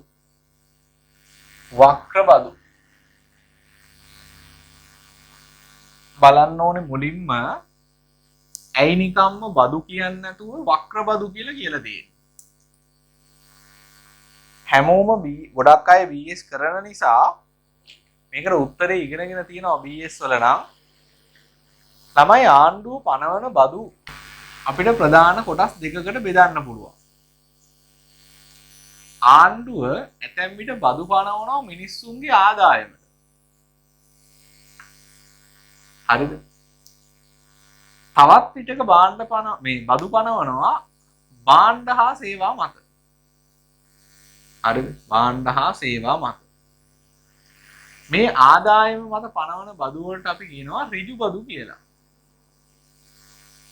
භාණ්ඩ හා සේවා මත පනවන බදු වලට කියනවා වක්‍ර බදු කියලා. මේක මීට වැඩිය න්‍යායාත්මක ප්‍රවේශයකින් ආර්ථික විද්‍යාවේ කතා කරනවා අපේ සිලබස් එකේ 8 වෙනි පාඩමේ 13 වසරේදී. ඊටකන් සරල කතන්දරය බදු වර්ග දෙකයි ආදායම මත ගහන බදු වලට අපි ඍජු බදු කියනවා. භාණ්ඩ හා සේවා මත පනවන බදු වලට වක්‍ර බදු කියනවා. මේ පාඩම භාණ්ඩ ගැන තියෙන පාඩමන්නේ. ඒ නිසා මේ පාඩමට අදාළ වෙන්නේ වෙළඳ පොලේ ක්‍රියාකාරීත්වය කියන ඉල්ලුම සැපයුමක් තියෙන භාණ්ඩයකට හෝ සේවාවකට. ඒ අනුව ආණ්ඩුව මේ පාඩමේදී අපි කතා කරන්නේ වක්‍ර බදු පැනවීම ගැන. භාණ්ඩ හා සේවා මත පනවන බදු තමයි වක්‍ර බදු කියලා කියන්නේ. එතකොට මේ පාඩමේදී අපි නිකම්ම බදු කිව්වත් අපි කතා කරන්නේ වක්‍ර බදු ගැන විතරයි කියන එක ඔළුවේ තියෙන්න ඕන. හරි. දැන් මුලින්ම අපි ඉගෙන ගමු ආණ්ඩුව කොහොමද භාණ්ඩ හා සේවා මත වක්‍ර බදු පනවන්නේ. වක්‍ර බදු ප්‍රධානම කොටස් දෙකකට කඩන්න පුළුවන් අපිට. ආණ්ඩුවට පුළුවන් මේ භාණ්ඩය හෝ සේවාව මිලදී ගන්න පාරිභෝගිකයා මත බද්දක් පනවන්න. එහෙම නැත්නම් මේ භාණ්ඩය නිෂ්පාදනය කරන නිෂ්පාදකයා මත බද්දක් පනවන්නත් පුළුවන්. පාරිභෝගිකයා මත බද්දක් පනවන්නත් පුළුවන්. නිෂ්පාදකයා මත බද්දක් පනවන්නත් පුළුවන්. හරිද? ඒතර පාරිභෝගිකයා මත බද්දක් පැනෙවුවාම පාරිභෝගිකයා ආස වෙනවද ඒකට? පාරිභෝගිකයා හරි කැමැත්තෙන් උනන්දුවෙන් ඉන්නවද බද්දක් පනවනකම්? අලුත් බද්දක් අලුත් ගැම්මක් එනවද බද්දක් පැනෙවුවාම? නෑනේ. බදු පනවනවට කවුරු වුණත් අකමැතියි. ඒතොර පාරිභෝගිකයා මත බද්දක් පැනෙවුවාම පාරිභෝගිකයා වෙළඳපොළට කරන ඉල්ලුමක්නේ. ඒ අනුව මොකද වෙන්නේ? පාරිභෝගිකයා මත බදු පැනෙවුවාම ඉල්ලුම අධෛර්යමත් වෙනවා. පාරිභෝගිකයට දාලා ඉල්ලුමනේ. ඉල්ලුම අධෛර්යමත් වෙනවා. ඒ කියන්නේ ඉල්ලුම මොකද වෙන්නේ? අඩු වෙනවා. ඉල්ලුම අඩු වෙනවා. ඒකට හේතුව බදු පනවනට කවුරුත් ආස නැහැ. දැන් බද්ද පනවල දෙන්නේ භාණ්ඩ ගන්න එක්කිනාට. විකුණන එක්කිනාට නෙමෙයි. ඒ නිසා භාණ්ඩේ ඉල්ලුම මොකද කරන්නේ? අඩු කරනවා. ඉල්ලුම අඩු කරනවා කියන්නේ ඉල්ලුම් වක්‍රය වමට විදන් වෙනවා. ඕකනේ කතාව. හරි. එතකොට භාණ්ඩයක් හෝ සේවාවක් මත වක්‍ර බද්දක් පාරිභෝගිකයා මත පැනෙවුවාම මේ පාඩමේ තියෙන ඉල්ලුම සැපීමනේ කතා කරන්නේ දිගටම. ඒතර බලපෑම තමයි ඉල්ලුම් වක්‍රය වමට විදන් වෙනවා. ඇයි වමට විදන් වෙන්නේ? පාරිභෝගිකයා මත බදු පැනෙවුවාම පාරිභෝගිකයා අධෛර්යමත් වෙලා අධෛර්යමත් වීම තුල ඉල්ලුම් වක්‍රය ඉල්ලුම අඩු කරනවා. ඉල්ලුම අඩු වුණාම ඉල්ලුම් වක්‍රය වමට විතැන් වෙනවා. ඊළඟට නිෂ්පාදකයා මත බද්දක් පැනෙවුවොත් නිෂ්පාදකයානේ බදු ගෙවන්නේ එතකොට. එතකොට නිෂ්පාදකයාට අධෛර්යමත් වෙනවා. එයාත් කැමති නෑ බදු ගහනවා. හැබැයි මේ වෙලාවේ බද්ද පනවන්නේ නිෂ්පාදකයා මත නිසා මොකක්ද අඩු වෙන්නේ? සැපයුමයි අඩු වෙන්නේ. සැපයුම අඩු වෙනවා කියලා කියන්නේ සැපයුම් වක්‍රය වමට විතැන් වෙනවා. මේකෙදි ඉල්ලුම් වක්‍රය වමට විතැන් වෙනවා. නිෂ්පාදකයා මත බදු පැනෙවුවාම සැපයුම් වක්‍රය වමට විතැන් වෙනවා. ඊළඟට ආයිම මේ බද්ද පනවන්න පුළුවන් ක්‍රම දෙකක් තියෙනවා. නැත්තම් මේ බදු මුදල ගණනය කරන ක්‍රම දෙකක් කිව්වොත් වඩාත් හරි. එකකට අපි කියනවා ඒකක බදු. ඒකක බදු. අනිත් එකට අපි කියනවා ප්‍රතිශතක බදු. ඒකක බදුයි ප්‍රතිශතක බදුයි. ඒකක බද්දක් කියලා කියනවා භාණ්ඩේ මිල කොච්චර වුණත් ස්ථාවර මුදලක් බදු වශයෙන් ගන්නවා නම් මේකෙදි බද්ද ස්ථාවරයි. ඒකකයක් මත පනවන්නේ ස්ථාවර බද්දක්. කිලෝ එකකට රුපියල් 100ක්. වාහනයකට රුපියල් ලක්ෂයක්. ඒතර ඒක ඒකක ගාණක් තියෙනවා. ඒකකයේ මිල අපි කිලෝ එක රුපියල් 18 වික්කත් රුපියල් 100ක් බදු ගෙවන්න ඕන. 500ට වික්කත් 100ක් බදු ගෙවන්න ඕනේ. මේක 10000කට වික්කත් 100යි බදු ගෙවන්න ඕනේ. මොකද බදු මුදල ගණනය කරලා තියෙන්නේ ඒකකයකට කොච්චරක්ද කියන එක මත. හරිද? ඒකකයකට කොච්චරද කියන එක මත. ඒක තමයි ඒකක බද්ද කියලා කියන්නේ. ඒතර මං කියවනේ පාරිභෝගිකයා මත බද්දක් පෙනෙවුවාම ඉල්ලුම් වක්‍රයේ විතැන් වෙන්න ඕනේ කියලා වමට. ඒ වගේම තමයි ඒක ඒකක බද්දක් නම් මම මේ අඳින ඉල්ලුම් වක්‍රයක් ඔන්න කලින් තිබ්බ ඉල්ලුම D කියලා. හරි පරිමාණ මේ අඳින්නේ මේ බද්ද ඒකක බද්දක් නිසා වමට විතැන් වෙන්න ඕනේ. ඒක මෙතන ඉගෙන ගත්තනේ වමට විතැන් වෙන්නේ ස්ථාවරව. ඒ කියන්නේ සමාන්තරවයි වමට විතැන් වෙන්නේ. වමට විතැන් වෙන්නේ සමාන්තරව. බද්ද ස්ථාවර නිසා. මොකද මේ සමාන්තරයි කියන්නේ? සමාන්තරයි කියන්නේ මේ වක්‍ර දෙක අතර තියෙන දුර හැමතැනම සමාන වෙන්න ඕනේ. ඒවා O level වල ඉගෙනගෙන නැතිනේ. එතකොට මෙන්න මේ දෙකක් මෙන්න මේ වක්‍ර දෙක අතර ඕනෑම ස්ථානයක මේ සිරස් දුර සමාන වෙන්න ඕනේ. සහ මේ දුර බද්දට සමාන වෙන්නත් ඕනේ. මේ තියෙන්නේ බද්ද. දැන් මේක සමාන්තර වෙන්නේ ඇයි? හැමතැනම බද්ද එකයි. ස්ථාවරයි. හරි.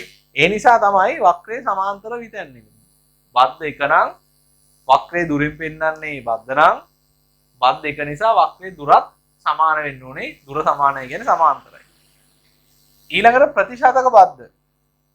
ප්‍රතිශතක බද්දේදී බදු මුදල ගණනය කරන්නේ භාණ්ඩේ මිලෙන්. මිල වැඩි කරනවා බදු ප්‍රතිශතේ. ඒ කියන්නේ භාණ්ඩේ මිල මත 110ක්. එතකොට රුපියල් 18 භාණ්ඩ වික්කොත් බදු මුදල රුපියල් 1000න් 110යි. රුපියල් 100යි. 2000ට වික්කොත් 2000න් 110යි. ඒ කියන්නේ 200යි. 10000ට වික්කොත් 10000න් 110යි. ඒ කියන්නේ 1000යි. ඒතර බදු මුදල හැම වෙලෙම භාණ්ඩේ මිල මත වෙනස් වෙනවා. බදු මුදල ස්ථාවර නෑ. බදු ප්‍රතිශතය තමයි ස්ථාවර. ඒ වගේ වෙලාවක අපි මේකට වක්‍රයක් ඇන්දොත් මෙන්න මෙහෙමයි හිටින්නේ. මේ තියෙන්නේ කලින් ඉල්ලුම් වක්‍රය. වමට තමයි විතැන් වෙන්න ඕනේ. ඒකේ ගැටලුවක් නැහැ. නමුත් මේ පාර සමාන්තර විතැන් වෙන්නේ නැහැ. මෙන්න මෙහෙමයි විතැන්නේ. ඔන්න ඔය විදිහට. වක්‍රේ විතැන් වෙන පැත්ත හැම වෙලෙම පෙන්නනවා. හරිද? දැන් බලන්න මේකේ ලක්ෂණය. මේක මේ ප්‍රමාණාක්ෂය ඡේදනය කරන තැන බද්දට පස්සේ කලුණුයි දෙකම එකයි. හරිද? උඩට යන්න මොකද වෙන්නේ? භාණ්ඩේ මිල වැඩි වෙනව නේද? මේ උඩට යන්න මේ වක්‍රේ භාණ්ඩේ මිල වැඩි වෙනවා. භාණ්ඩේ මිල වැඩි වෙනකොට මේ වක්‍ර අතර තියෙන පරතරෙත් විශාල වෙනවා. මොකද පරතරෙන් පෙන්වන්නේ බද්දනේ. පරතරෙන් පෙන්වන්නේ බද්ද. ඕන වෙලාවක මේ පරතරෙන් පෙන්වන්නේ බද්ද. වක්‍රේ උඩට යන්න මිල වැඩි වෙනවා. එතකොට මිලෙන්නේ ප්‍රතිශතයක් බදු විදියට ගන්නෙ. 1000 දී බද්දට වඩා 2000 දී බද්ද වැඩි. නිසා මිල වැඩි වෙන්න බද්ද වැඩි වෙන නිසා බද්ද කියන්නේ වක්‍ර දෙක අතර පරතරය නිසා පරතරය වැඩි වෙනවා බද්ද වැඩි වෙනකොට. තේරුණාද කතාව? හරිද? එතකොට පාරිභෝගිකයා මත බදු පැනෙවුවාම ඉල්ලුම් වක්‍රය වමට විතැන් වෙනවා. හැබැයි බද්ධ පනවන ක්‍රමය අනුව කොහොමද විතැන් වෙන්නේ කියන එක තීරණය වෙනවා. එක්කෝ සමාන්තරව වමට විතැන් වෙනවා, එහෙම නැත්නම් ආංශිකව එක පැත්තකින් විතරක් වමට විතැන් වෙනවා. මේක මෙහෙම අඳින්න බෑ. මිලාක්ෂයෙන් එකම තැනින් පටන් ගන්න ප්‍රමාණක්ෂයේදී වෙනස් වෙන්න බෑ. මොකද මේකට යම් තියෙනවා හේතුවක්. බලන්න. මිල බිඳුවයි නෙමේ වෙලාවේදී. මේ මිල බිඳුවයි. මිල බිඳුවේදී බද්දන්නේ නැහැ. මොකද මිල බිඳුවයි නම් ඒකට කොච්චර ප්‍රතිශතයක් දැම්මත් බද්ද බිඳුවයි. උඩට යන්න මිල වැඩි වෙනකොට ඒත් එක්ක ප්‍රතිශතය බලන නිසා බදු මුදල වැඩි. ඒ නිසා පරතරයද වැඩි. ඊළඟ නිෂ්පාදකයා මත බදු. නිෂ්පාදකයා මත බදු. ඒකෙදි වෙන්නේ මෙහෙමයි.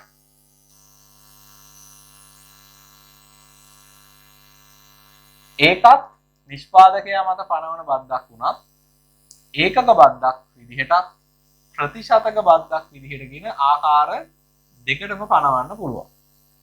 ඒතොර මේකෙදි මේ ඒකක බද්දේ වගේම තමයි සැපයුම් වක්‍රයේ වමට විතැන් වෙන එකයි වෙන්න ඕනේ. ඒකක බද්දක් නිසා මේ සැපයුම් වක්‍රයේ වමට විතැන් වෙන්නේ සමාන්තරව. S විතැන් වෙන්නේ සමාන්තරව. මෙහෙමයි විතැන් වෙන්නේ මෙන්න මේ. සමාන්තරයි කියලා කියන්නේ ඕනෑම වෙලාවක මේ වක්‍ර දෙක අතර පරතරය සමානයි. ඒක උඩරින් පෙන්නන්නේ බද්ද. ඊළඟට ප්‍රතිශතක බදු. ප්‍රතිශතක බදු. මේ ප්‍රතිශතක බද්දකදී වෙන්නේ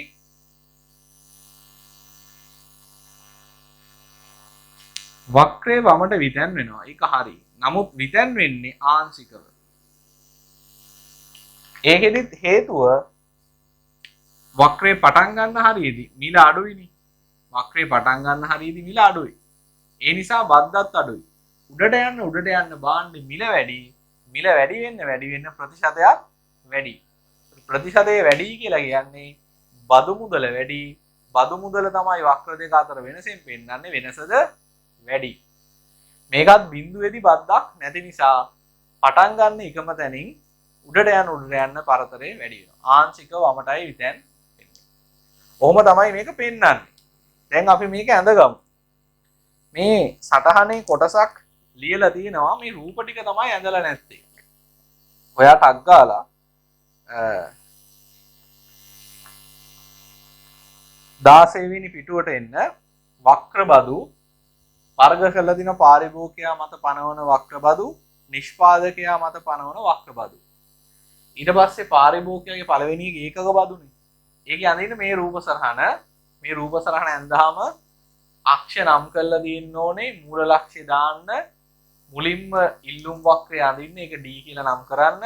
බදු පැනවීම ප්‍රතිඵලය නිසා වමට විතැන් වෙනවා සමාන්තරව වමට විතැන් කළා ඇතුලෙන් තව වක්‍රයක් ඇඳලා ඒක D1 කියලා නම් කරන්න. ඊට පස්සේ වක්‍රයේ විතැන් වෙන පැත්ත පෙන්වන්න ඕනේ. මේ දෙක අතර පරතරයෙන් බද්ධ පෙන්වනවා කියන එක ලකුණු කරන්න ඕනේ.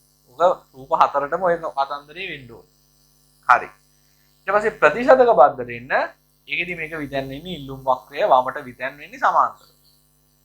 නිෂ්පාදකයා මත පනවන ඒකක බදු ඒකෙදි වක්‍රයේ විතැන් වෙනවා සැපයුම් වක්‍රය සමාන්තරව වමට. ප්‍රතිශතක බද්ධදී ආංශිකව වමට විතැන් වෙනවා. රූප සරහන් හතර ඇඳගන්න ඉක්මනට.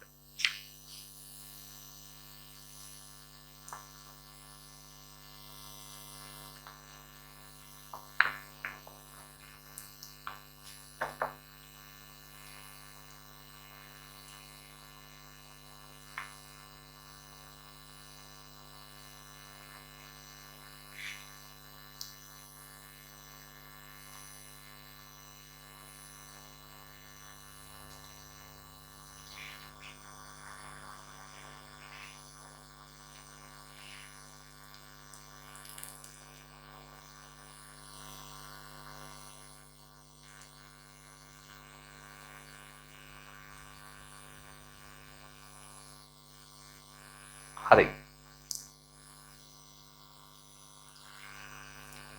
ඊට පස්සේ මේ පල්ලෙහා තියෙන පොඩි කොටුවක් ඒකේ මෙන්න මේ ටික ලියාගෙන යන්න ඕනේ.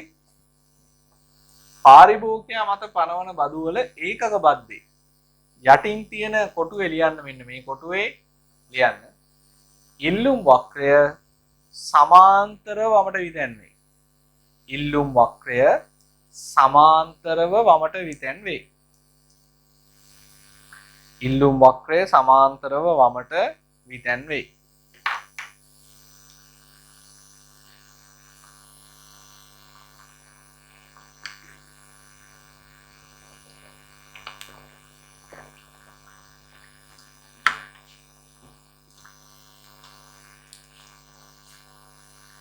ඊළඟට පාරිභෝගිකයාගේ ප්‍රතිශතක බදුවක යටින් ලියන්න කොටුවේ ඉල්ලුම් වක්‍රය ආංශිකව වමට විතැන් වේ. ඉල්ලුම් වක්‍රය ආංශිකව වමට විතැන් වේ.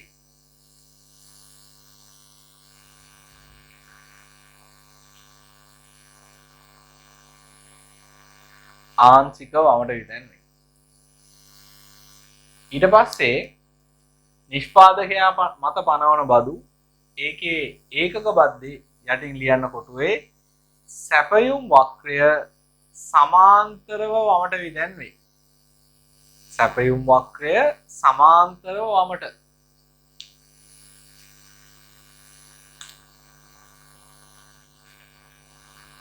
හරි.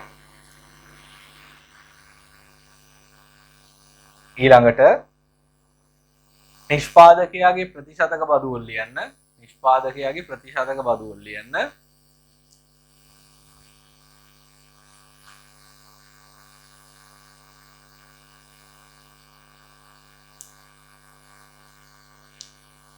සැපයුම් වක්‍රය ආංශිකව වමට විතැන් වේ. සැපයුම් වක්‍රය ආංශිකව වමට විතැන් වේ.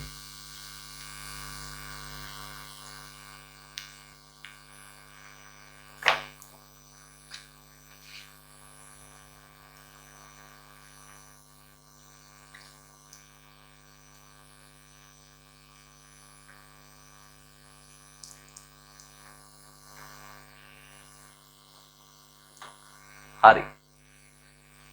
ඊළඟට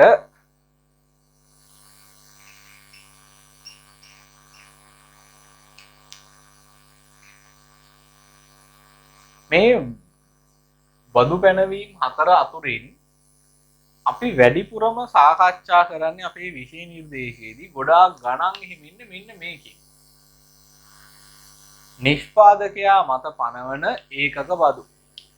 කියන්නේ සැපයුම් වක්‍රයේ සමාන්තර වමට විතැන් වෙන්නේ. මේ ගැන තමයි අපි කතා කරන්නේ. අපි ඇත්තටම නිෂ්පාදකයා මත පනවන ප්‍රතිශතක බදු වල රූප සරහනක් ඉගෙන ගන්නවා. ගණන් හදන්න ඉන්නේ නැහැ. නමුත් අපි එක ගණනක් හදනවා. මේ දෙකෙත් වැඩිපුර ඇත්තටම ප්‍රශ්න අහලම නැහැ. නමුත් අපි ඒකිනුත් එක ගාන වගේ බැගින් හදනවා. මේ ගැන තමයි අපි ගොඩාක් කතා කරන්නේ. නිෂ්පාදකයා මත පනවන ඒකක බදු. දැන් අපි ඒක කතා කරන්නයි යන්නේ. ඊළඟ මාතෘකාව තියෙනවා නිෂ්පාදකයා මත පනවන ඒකක බදු.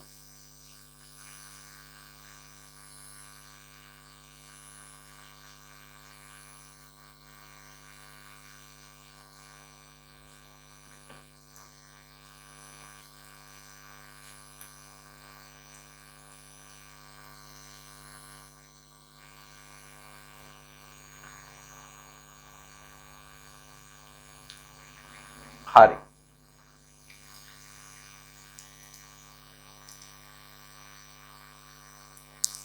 මේකෙදි මෙන්න මේ වගේ දෙයක් අපි මුලින්ම ඉගෙන ගන්න ඕනේ. නිෂ්පාදකයා මත පනවන ඒකක බද්දක් නිසා වෙනස් වෙන්නේ සැපයුම් වක්‍රය කියන එක පැහැදිලිද? මොකද නිෂ්පාදකයා මත පැනෙවුවාම සැපයුමට තමයි බලපාන්නේ.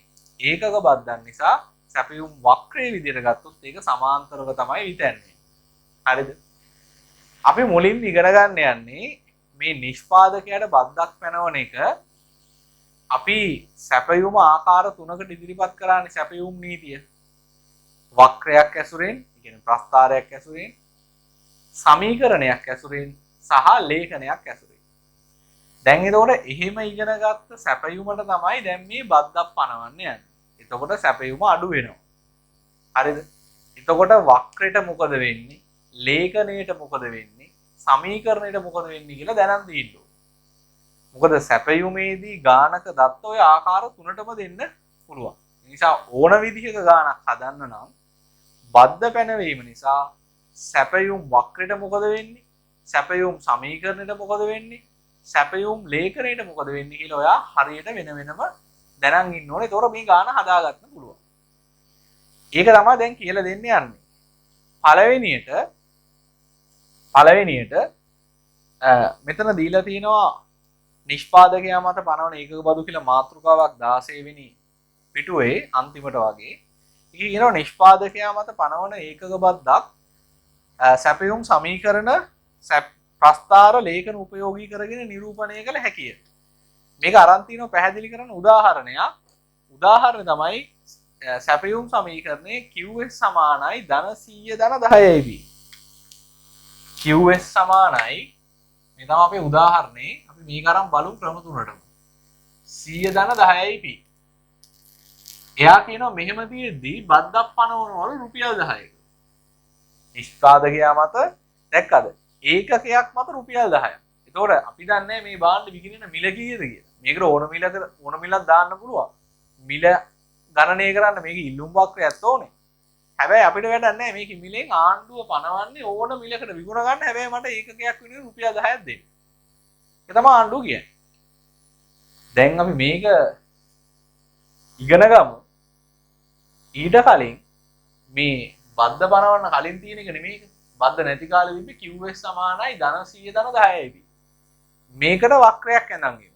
මේක නේද මුකුත් කරන්න බෑ. හරි. මේකට වක්‍රයක් අඳින්න.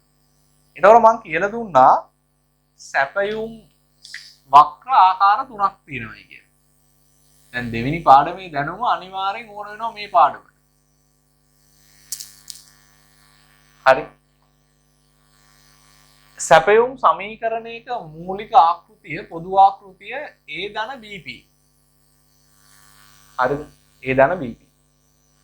මේකේ B අනිවාර්යෙන් ධන ඉලක්කමක් එන්නේ මේ උගන්නපුවා. මොකද B කියන්නේ බෑවුම. ඒ කියන්නේ මිල වෙනස් වෙදි සැපයුම කොහෙටද වෙනස් වෙන්නේ කියන එක. මිල වෙනස් වෙන දිශාවටම තමයි සැපයුම් ප්‍රමාණය වෙනස් වෙන්නේ. ඒ නිසා බෑවුම ධන. මේ ධන නිසා තමයි මේ B ට ධන උත්තරයක් එන්නේ. ඒට ධන උත්තරයක් එන්නත් පුළුවන්. ඒ කියන්නේ අන්තක්ඛණ්ඩයනේ. එහෙම නැත්නම් මිල බිඳුවේදී සැපයුම් ප්‍රමාණය. ධන උත්තරයක් එන්නත් පුළුවන්. ඍණ උත්තරයක් එන්නත් පුළුවන්. බිඳුවක් ශූන්‍යයක් එන්නත් පුළුවන්. ධන උත්තරයක් ආවොත් අපිට එන්නේ මෙන්න මේ වගේ වක්‍රයක්. මේකේ තියෙන ධන උත්තරයක්. හරිද? එතකොට මෙන්න මෙතන ඉලක්කම. ඔයා දන්නවනේ ප්‍රමාණාක්ෂයේ ඡේදනය කරන හැම වෙලේම A ගේ ඉලක්කමට සමාන ඉලක්කමකින් කියලා එනවා මෙයා 100යි. හරි? අපිට මෙයා විතරයි හොයන්න පුළුවන්. සැපයුම් වක්‍ර විතරක් අඳිනකොට 1 ලක්ෂයයින් හොයන්න පුළුවන්. ඉතුරු එක අපි ඉලක්කම් ආදේශ කරගෙන හොයන්න ඕනේ. හරිද? මේ ගාන එකම විදියට හදන්න ඕන නිසා මම ඔයාට මෙහෙම යෝජනා කරනවා. ඔයා ඉලක්කම් දාන්න මිල පැත්ත 10 10 50ට. 10 10 50 වෙනකන් දාන්න. මෙහෙම 10 20 30 40 50 කියලා 50ට දාන්න. මේ පැත්ත දාන්න 100 200 300 කියලා 600ට. 100 200 300 කියලා 600ට. මොකද මේකේ සීමාවක් අපිට කියන්න බෑ. අපිට මේකේ 10 10 වැඩි කරන්න පුළුවන්, 100 100 වැඩි කරන්න පුළුවන්, රුපියල වැඩි කරන්න පුළුවන්. එහා පැත්තේ සීමාවක් නැහැ. ඒතර ඊට අනුරූපීව තමයි Q ගේ අගයන් ටික එන්නේ, QS ගේ අගයන් ටික. ඒ නිසා මේ ගානට මාත් එක්ක හදන නිසා මම කිව්ව ගණන් ටික ආදේශ කරලා හදන්න. මේ සමීකරණය දිනවා ඒකට අඳින්න වක්‍රයක්. මම වක්‍රේ බෝඩ් එකේ අඳිනවා. ඔයා දැන් ඉඳන් 17 වෙනි පිටුවේ තියෙන කොටුව ඇතුලේ තනියම වක්‍රය අඳින්න. හරි? තනියම අඳින්න අගයන් ටික ආදේශ කරගෙන. ඔයා බෝඩ් එක බලන්න ඕනේ නැහැ.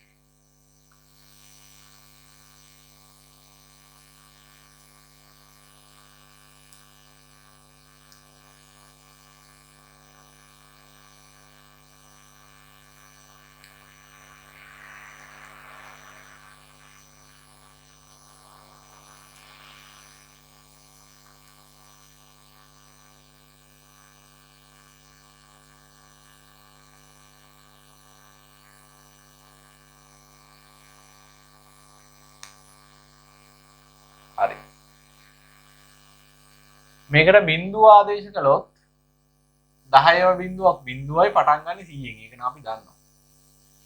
ඊළඟ 10 10 නේ දාන්න කිව්වේ. 10 ආදේශ කළොත් 10ව 10ක් 100යි 100යි 100යි 200යි. 10 දී 200යි. විශ්වාසය කළොත් 20ව 10ක් 200යි 200යි 100යි 300යි. එහෙනම් 20 දී 300යි. හරිද? මම මෙහෙම වඩා හොඳට කඩයිරි වලින් මේ ටික යා කරගමු. ඔයත් කඩයිරි වලින් මේ ලක්ෂ ටික යා කරගන්න ගැටලුවක් නැහැ. 30 දැම්මොත් 30ව 10ක් 300යි 300යි 100යි 400යි.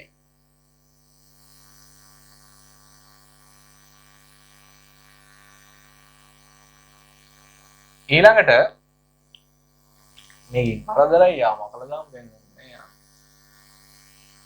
40 ආදේශ කළොත් 40ව 10ක් 400යි 400යි 100යි 500යි.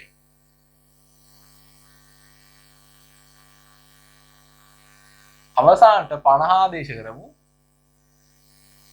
50ව 10ක් 500යි 500යි 100යි 600යි. දැන් ළමයි අහන්න එපා අයි 50න් නැවතුයි මේක ඕන තරම් දුරට හදන්න පුළුවන්. නමුත් 50න් නවත්තමු. හරි. දැන් මේ ටික යා කරලා අදින්න මේ ටික එකම සරල රේඛාවක් මත තියෙන්න ඕනේ.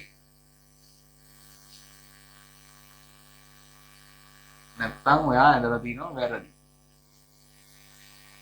මේ தත්ත්වෙට රූප සරණ හදාගන්න.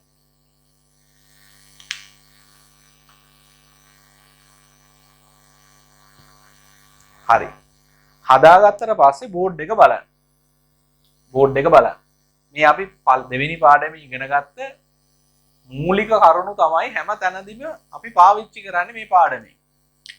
මම ඔයාලට ඒකෙදි කියලා දුන්නා මේ සැපයුම් වක්‍රයක් තේරුම් ගන්න විදිහ.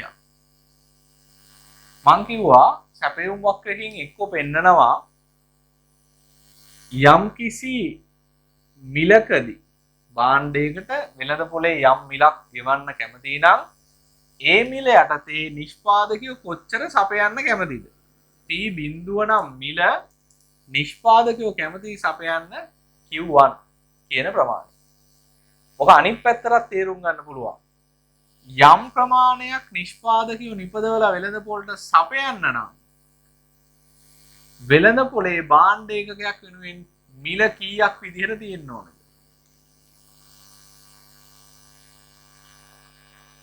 Q2 කියන භාණ්ඩ ප්‍රමාණය නිෂ්පාදකයෝ හදලා වෙළඳ පොලට සපයන්න නම් වෙළඳ පොලේ මිල තියෙන්න ඕනේ P2 කියලා. P2 විදිහට මිල තිබ්බොත් තමයි ඒකකයට එයා Q2 දෙන්නේ. හරිද? එහෙනම් මේ රූප තරහනේ ඕකම අපිට කරන්න පුළුවන් නේ. හරිද? 200ක් සපයන්න නම් නිෂ්පාදකයා 10ක් බලාපොරොත්තු වෙනවා. 300ක් සපයන්න නම් නිෂ්පාදකයා 20ක් බලාපොරොත්තු වෙනවා. 400ක් සපයන්න නම් නිෂ්පාදකයා ඒකකයකට 30ක් බලාපොරොත්තු වෙනවා. 500ක් සපයන්න නම් නිෂ්පාදකයා ඒකකයක් වෙනුවෙන් රුපියල් 40ක් වෙළඳ පොලින් බලාපොරොත්තු වෙනවා. 600ක් සපයන්න නම් වෙළඳ පොලේ මිල ඒකකයට රුපියල් 50ක් විදිහට තියෙනවා. ඕකම තේරුම් ගන්න දැන්. හරි. දැන් බලන්න බද්ද නිසා මොකද වෙන්නේ කියලා. මෙහෙම ඉන්නකොට ආණ්ඩුව ඇවිල්ලා කියනවා නිෂ්පාදකයාට ඔයා විකුණන හැම භාණ්ඩකින්ම මට රුපියල් 10ක් ඕනේ. පැහැදිලිද? ආණ්ඩුව කියනවා ඔයාට ඔයා විකුණපු භාණ්ඩෙන් හැම භාණ්ඩයකින් වෙනවාට ඕන ගානක් විකුණ ගන්න මට කමන්නේ. හැබැයි ඒකකේ රුපියල් 10ක් මට ඕනේ. ඔයා මේක රුපියල් 10ට වික්කොත් 10ම ආණ්ඩුවට දෙන්න වෙනවා. ආණ්ඩුව කියලා තියෙනවානේ ඔයා විකුණන ගාන මට අදාළ නැහැ. මට ඕනේ 10ක්. ඒතර ඔයා 10ට වික්කොත් 10ම ආණ්ඩුවට දෙන්න වෙනවා. ඔයාට 7.5ක්වත් නැහැ. ඔයා මේක 5ට වික්කොත් 5මත් ආණ්ඩුවට දීලා ආණ්ඩුවට දාලා නැහැ ඔයා වික්ක ගන්න. ඔයාගේ අතේ දීපු රුපියල් 5කුත් ආණ්ඩුවට දෙන්න වෙනවා. එන කතාව. ඊළඟට ඔයා මේක 50ට වික්කොත් 50ට වික්කත් ආණ්ඩුවට 10යි දෙන්න ඕනේ. මොකද ඒකක බද්දක් පනවලා තියෙන්නේ. එතකොට 50ට කලින් විකුණ හිටියා. හරිද? 50ට කලින් විකුණ හිටියා. දැන් මොකද කරන්නේ? දැන් 50ට විකුණු හිටියා ආණ්ඩුවට 10ක් දුන්නා මම 40ක් තියාගත්තා. ඕක තමයි වෙන්නේ. හරිද? දැන් අපි අර කලින් ඉගෙන ගත්ත දැනුම මේ සිද්ධියට ආදේශ කරලා බලමු. ඔන්න බලන්න. ඒකකයට ඒකක 200ක් වෙළඳ පොළට සපයන්න නම් වෙළඳ පොලේ මිල රුපියල් 10ක් විදිහට තියෙන්න ඕන. පැහැදිලිද? ඒ කියන්නේ සරල කතන්දරේ නිෂ්පාදකයාගේ අතර 10ක් හම්බ වෙනවා නම් එයා 200ක් සපයනවා. රුපියල් 10ක් ඒකකයට බදු පනවනවා කියලා කියන්නේ ඒකකයක මිල රුපියල් 10 නම් ඒ 10ම ආණ්ඩුවට දෙන්න වෙනවා. නිෂ්පාදකයාට 7.5ක්වත් හම්බෙන්නේ නැහැ. තේරුණාද? එතකොට එයා 200ක් සපයන්නේ නැහනේ. නිෂ්පාදකයා කියලා තිබුණේ මට 10ක් දුන්නොත් ඒකකට මම 200ක් සපයනවා. දැන් වෙළඳ පොලේ 10ට වික්කොත් ඒ 10ම ආණ්ඩුවට දෙන්නයි වෙන්නේ. මොකද දැන් බද්දක් තියෙනවා. ඒ නිසා හිතන්න නිෂ්පාදකයාගේ අතට දැන් 10ක් එන්න නම් බද්ද පෙනෙවුවට පස්සේ වෙළඳ පොලේ කීයට විකුණන්න ඕනද? නිෂ්පාදකයාට 10ක් ඕනේ, ආණ්ඩුවට තව 10ක් ඕනේ. එහෙනම් දැන් 20ට වික්කොත් තමයි 20ට වික්කොත් මේකෙන් 10ක් බදු ගෙවලා ඉතුරු 10 නිෂ්පාදකයාට තියෙන්නේ. එහෙනම් කලින් 10ට විකුණන එකයි දැන් 20ට විකුණන එකයි සමානයිනේ. ඇයි කලින් 10ට වික්ක 10ම නිෂ්පාදකයා තියාගත්තා. දැන් 20ට විකුණුවා 10ක් ආණ්ඩුවට දුන්නා 10ක් නිෂ්පාදකයා තියාගත්තා. කලිනුත් නිෂ්පාදකයාට 10යි දැනුත් නිෂ්පාදකයාට 10යි. ඒ නිසා දැන් 20 දී තමයි එයා 200ක් සපයන්නේ. ඇයි එයාගේ හිතේ තියෙන එක රුපියල් 10ක් මට හම්බ වෙනවා නම් මම 200ක් සපයනවා. හැබැයි දැන් රුපියල් 10ක් ගන්න නම් 20ට විකුණන්න ඕන. ඒ නිසා කලින් 10 තත්ත්වේ තමයි දැන් තියෙන්නේ 20 දී. දැන් 200ක් සපයන්නේ 20 දී. හේතුව මං හිතන්නේ තේරෙනවා. ඇයි එයාගේ හිතේ තිබ්බේ මගේ අතට 10ක් හම්බ වෙනවා නම් මං 200ක් සපයනවා. එහෙනම් 200ක් සපයන්නම් 10ක් දෙන්න ඕනේ. දැන් නිෂ්පාදකයට 10ක් දෙන්න නම් වෙළඳ පොලේ මිල 20ට විකුණන්න ඕනේ. වෙළඳ පොලෙන් 20ක් හම්බුනොත් තමයි නිෂ්පාදකයාගේ අතට 10ක් හම්බෙන්නේ. එහෙනම් කලින් 20යි දැන් 10යි කලින් 10යි දැන් 20යි සමානයි. එහෙනම් කලින් 10 දී සපයපු ප්‍රමාණය දැන් සපයන්නේ 20යි. තව දැනකට එමු. 300ක් සපයනවා වෙළඳ පොලේ මිල රුපියල් 20ක් වුණොත්. 300ක් සපයනවා වෙළඳ පොලේ 20ක් දුන්නොත්. කියන්නේ නිෂ්පාදකයාගේ සාක්කුවට 20ක් ඕනේ. දැන් නිෂ්පාදකයාගේ සාක්කුවට 20ක් වැටෙන්න නම් 20ට විකුණන්න හරියන්නේ නැහැ. කීයට විකුණන්න ඕනේ? විකුණන්න ඕනේ බද්ද ඒකට එකතු කරලා 30ට විකුණන්න ඕනේ. එහෙනම් 30ට වික්කහම 10ක් ෂේප් එකේ ආණ්ඩුවට දීලා ඉතුරු 20 නිෂ්පාදකයා තියාගන්න. හරි. ඒතර කලින් 20 දී තත්වයයි දැන් 30 දී තත්වයයි සමානයි. එහෙනම් දැන් 300ක් සපයන්නේ 30 දී. හේතුව එයා හිතාගෙන හිටියා 20ක් හම්බුනොත් තමයි 300ක් සපයන්නේ. දැන් 30ක් වෙළඳ පොලේ 30ට විකුණුවොත් තමයි 20ක් හම්බෙන්නේ. තව එකක් 400. 400ක් සපයන්න වෙළඳ පොලේ මිල 30ක් වෙන්න ඕන. දැන් නිෂ්පාදකයාට 30ක් හම්බෙන්න නම් වෙළඳ පොලේ මේක විකුණන්න ඕනේ 40ට. එහෙනම් දැන් 400ක් සපයන්නේ 40 දී. 40 තමයි 400ක් සපයන්නේ. හරි. එතකොට ආණ්ඩුවට 10ක් දීලා නිෂ්පාදකයාට 30ක් ඉතුරු වෙනවා. 500 දී 500ක් සපයන්නේ 40ට මිල තීරණය වුණොත්. දැන් 40ක් හම්බෙන්න වෙළඳ පොලේ මිල 50ක් වෙන්න ඕනේ. 50ක් වුණොත් තමයි 40 විකුණ ගන්න පුළුවන්. මේක 600ක් සපයන්නේ වෙළඳ පොලේ මිල 50ක් වුණොත් දැන් 50ක් හම්බෙන්න 60ට විකුණන්න 60 නෑනේ. ඒ නිසා එයා ඕනේ ලකුණු කරා. මෙතනත් ඕනම් බැලුවා හැකි. එයා හිතුවා වෙළඳ පොලේ මිල 0යි නම් 100ක් සපයනවා. හරිද? දැන් එහෙම හරියන්නේ නැහැ. දැන් බද්දක් ගෙවන්න බෑ. එහෙනම් නිෂ්පාදකයාට 0ක් හම්බෙන්න නම් දැන් මේක 10ට විකුණන්න ඕන. මේ වගේ අවම තැන් දෙකක් හොයාගත්තාම ඇති. හරිද? අවම තැන් දෙකක් හොයාගත්තාම මේක සරල රේඛාවක් නිසා ඕන තරම් දෙපැත්තට දික් කරන්න පුළුවන්. මේ වගේ. දැන් මම හොයාගත්ත ලක්ෂණය නෙමෙයි තියෙන්නේ. මම මේවා මෙහෙම දික් කරගෙන යනවා. උඩටත් ඕන නම් ගන්න ගැටලුවක් නැහැ. පල්ලෙහාටත් ඒ වගේම දික් කරගෙන එනවා. ඔයා හරියට ඇන්දොත් මේක මූල ලක්ෂ්‍යය හරහා යන්න ඕනේ. මේකේ තියෙන ඉලක්කම් අනුව. මේකට අපි S1 කියලා දාමු. වක්‍ර විදයන් වෙන පැත්ත අනිවාර්යෙන් පෙන්වන්න ඕනේ. එතකොට අපි බැලුවොත් මෙතන මොකද්ද වෙලා තියෙන්නේ කියලා සෑම ප්‍රමාණයකදීම නිෂ්පාදකයා බලාපොරොත්තු වන මිල තමයි මේ තියෙන්නේ. මේ තියෙන නිෂ්පාදකයා බලාපොරොත්තු වන මිල. මේ නිෂ්පාදකයා බලාපොරොත්තු වන මිල රුපියල් 10කින්. ඒ කියන්නේ බද්දේ ප්‍රමාණයෙන් වැඩි වෙලා තියෙනවා. ඒ නිසා ඒකක බද්දක් පැනෙවුවාම නිෂ්පාදකයා මත ඒක ප්‍රස්ථාරකින් කොහොමද පෙන්වන්නේ? සෑම ප්‍රමාණයක් මතම බද්ද ඉහළට ලකුණු කරන්න ඕනේ. අවම වශයෙන් ප්‍රමාණයන් දෙකකදී ලකුණු කරගත්තොත් ඇති. හේතුව තමයි ඒකට ඒකක බද්දක් පැනවීම නිසා එක් ප්‍රමාණයන් වෙළඳපොළට සපයන්න නිෂ්පාදකයා බලාපොරොත්තු වන අවම මිල කියන එක බද්දේ ප්‍රමාණයෙන් ඉහළ යනවා. හරිද? ඔය විදිහටයි අපි සැපයුම් වක්‍රයකට බදු පැනවීම සිද්ධ කරන්නේ. දැන් ඕක ලියාගමු. දැන් ඔයා මුලින්ම මේක ඇඳගන්නු. මං කරපු විදිහට කරලා වෙන පෑනකින් ඇඳනනම් හොඳයි. වමට විතන් වෙනවා කියලා පෙන්වන්න අලුත් සැපයුම් වක්‍ර S1 කියලා දාන්න.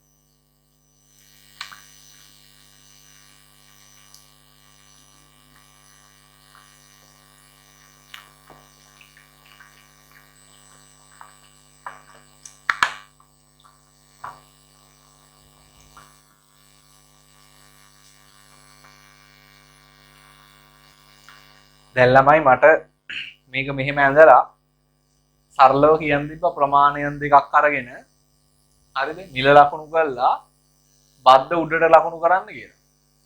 හැබැයි ඔයාට උසස් පෙළ අමාරු ගණන් හදන්න MCQ වගේ ප්‍රශ්න හදන්න මේකේ ඇත්තටම වෙන්නේ මොකද්ද කියන එක ගැන අවබෝධයක් තියෙන්න ඕනේ. ඒකයි මෙච්චර වෙලාවක් කරන් මේක පැහැදිලි කළේ. ඒ නිසා නිකම් මේක ඔලුවට දාගන්න එපා ප්‍රමාණයන් දෙකක් අරගෙන බද්ද උඩට ලකුණු කරලා අලුත් වක්‍රයක් ඇඳ ගන්නවා කියලා. ඇයි එහෙම අඳින්නේ කියන එක ඔළුවේ තියෙන්න ඕනේ. නිෂ්පාදකයා බලාපොරොත්තු වෙන මිල කියන එක තමයි මෙතෙන්දී හැම වෙලෙම ක්‍රියාත්මක වෙන්නේ.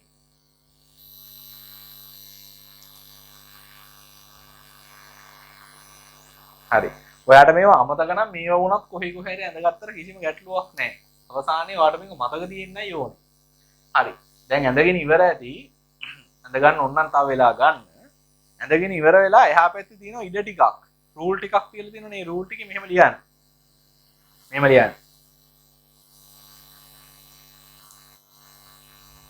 නිෂ්පාදකයන් මත ඒකක බද්දක් පැනවීම නිසා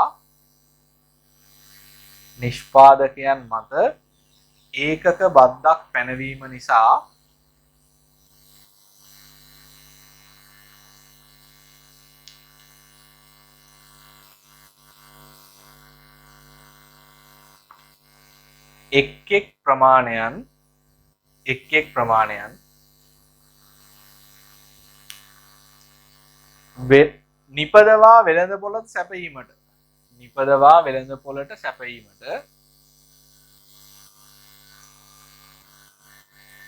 නිපදවා වෙළඳපොළට සැපයීමට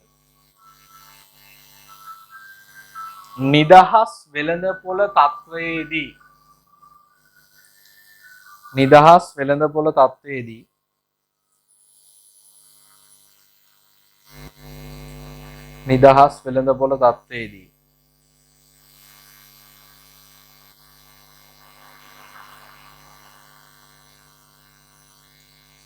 නිෂ්පාදකයන් විසින් බලාපොරොත්තු වූ මිල ඒකක බද්දේ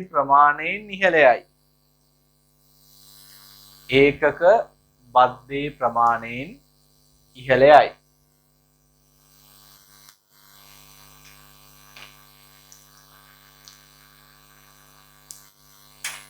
හරි. පල්ලෙහා රූලේ ලියන උදාහරණ කියලා.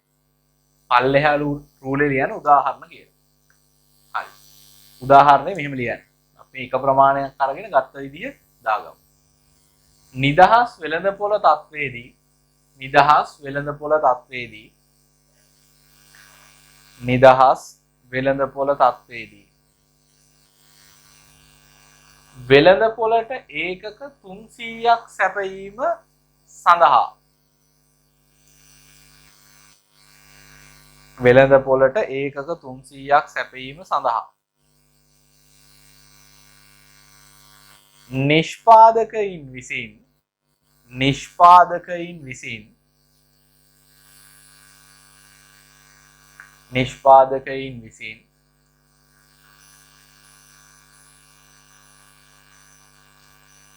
නිෂ්පාදකයින් විසින්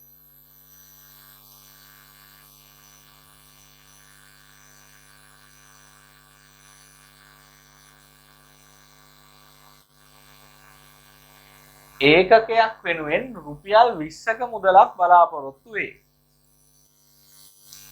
රුපියල් 20ක මුදලක් බලාපොරොත්තු වේ.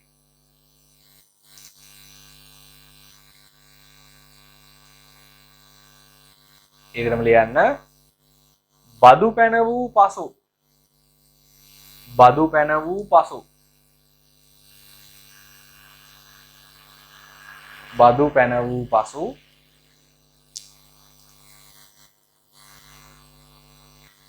සෑම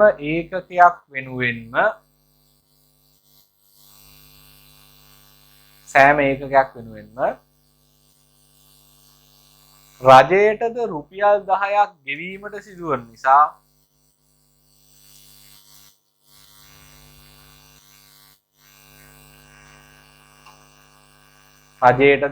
රුපියල් 10ක් ගෙවීමට සිදුවන නිසා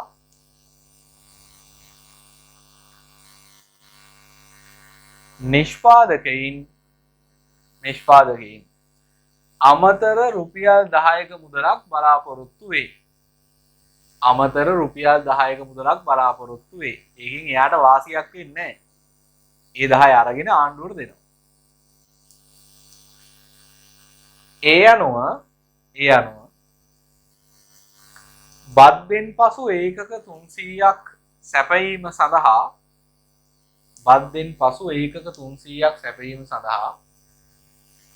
නිෂ්පාදකයින්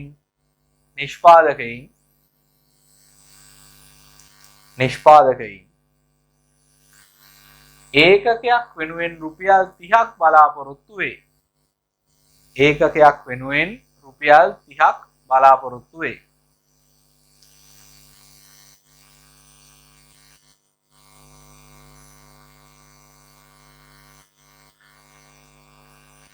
හරි. ඊළඟට දැන් උදාහරණ ඉවරයි. තව ඔක ඉඩ තියෙනවනේ. මේකේ අර ප්‍රස්තාරයට පල්ලෙහෙන් තියෙන යෝගට ලියුවක් කමක් නැහැ. ලියන්න. මේ අනුව බද්දක් පැන වූ විට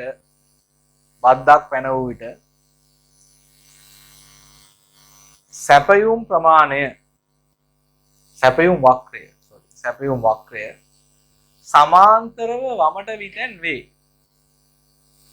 සමාන්තරව වමට විතැන් වේ.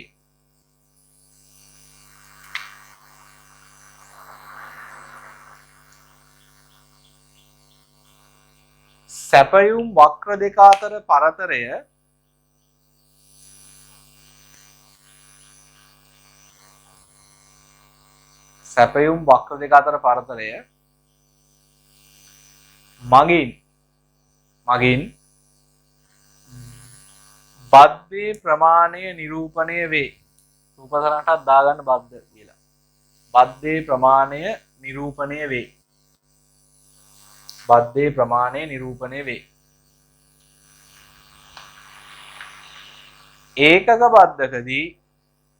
ඒකක බද්දකදී බදු මුදල ස්ථාවරව පැවතීම නිසා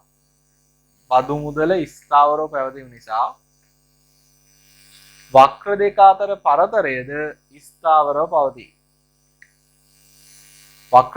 පරතරයද ස්ථාවරව පවතී. වරහන් ඇතුළේ ලියන්න සමාන්තර වේ කියලා. පරතරය ස්ථාවරයි කියන එක තමයි සමාන්තරය කියන්නේ. හරි. දැන් ඔන්න ප්‍රස්ථාර භාවිතයෙන් බදු පැනවීම හරි. ඊළඟට අපි යමු සමීකරණයෙන් කොහොමද බදු පනවන්නේ කියලා. ඒකට ඉතින් අපිට ඕනේ සමීකරණය. හරි. QS සමානයි 100 ධන 10යි. මේක ටක් ගාලා උගන්න දාන්න පුළුවන්. හැබැයි මේකේ පසුබිම චුට්ටක් අපි ඉගෙන ගමු. අපි කලින් හදපු ගානක් මම පොඩ්ඩක් නැවත මතක් කරන්න කැමතියි. මේක ඇවිල්ලා සමතුලිතය හදපු ගානක් අපි. QD සමානයි 500 ඍණ 50යි P. QS සමානයි ඍණ 100 ධන 50යි P. දැන් මේකෙන් සමතුලිතය හොයන්න කියලා කිව්වා.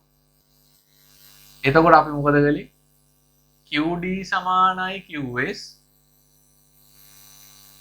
500 ඍණ 50යි P ඍණ 100 ධන 50යි P. ওই විදිහට තමයි වැඩේ ගියේ.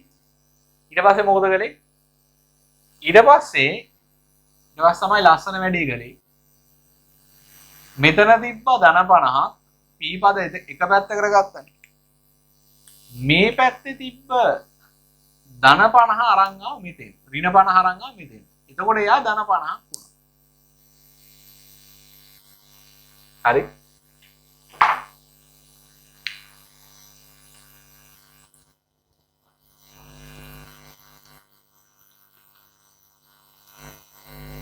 ඒ වගේම තමයි මේ පැත්තේ තිබ්බ ඍණ 500ත් මේ පැත්තට අරන් ඇවිල්ලා 500 ධන 100යි කියලා ලිව්වා.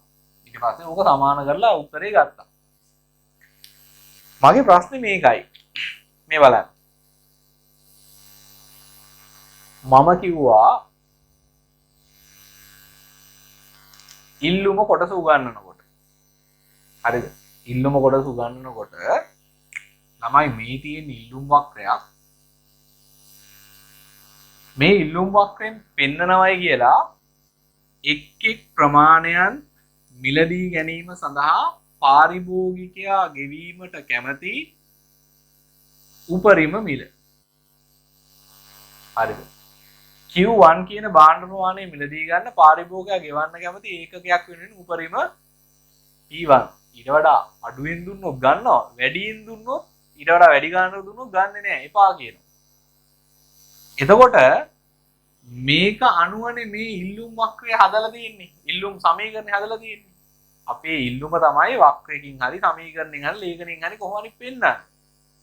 එතකොට මේකට අනුව නම් මේ සමීකරණය හැදුවේ මෙන්න මෙතන තියෙන P කියන්නේ මොකද්ද? මේ පාරිභෝගිකයාගේ හිතේ ඉන්න P. පාරිභෝගිකයාගේ හිතේ ඉන්න P මොකද්ද? පාරිභෝගිකයාගේ හිතේ ඉන්න මිල හැම වෙලේම එයා බලන්නේ යම් මිලකට වඩා අඩුවෙන් ගන්න. එතකොට මේ මිල ඇවිල්ලා එයා ගෙවන්න කැමති උපරිම ප්‍රමාණ මිල තමයි පෙන්නගෙන යන්නේ. හරිද? එයා බලන්නේ හැම වෙලෙම මිල අඩු කරගන්න. ඊළඟට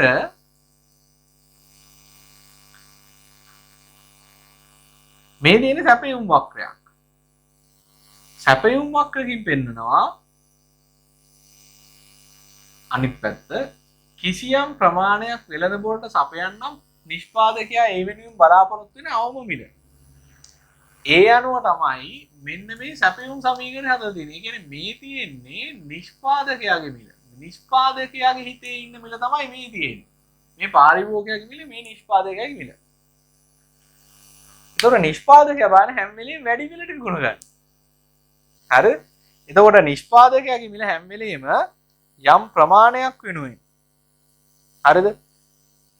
යම් ප්‍රමාණයක් වෙනුවෙන් ගෙවන්න කැමති මේ ලබා ගන්න කැමති නැත්නම් වෙළඳ පොලෙන් හම්බෙන්න ඕනේ අවම මිල. මේ පාරිභෝගිකයාගේ මිල හැවිල්ලා උපරිම මිල. ඒතර මේක දෙන්නේගේ හිතේ තියෙන මිල දෙකක්. එක්කෙනෙක් බලනවා මිල අඩු කරගන්න, තව එකෙක් බලනවා මිල වැඩි කරගන්න. අපි මොකද කරන්නේ?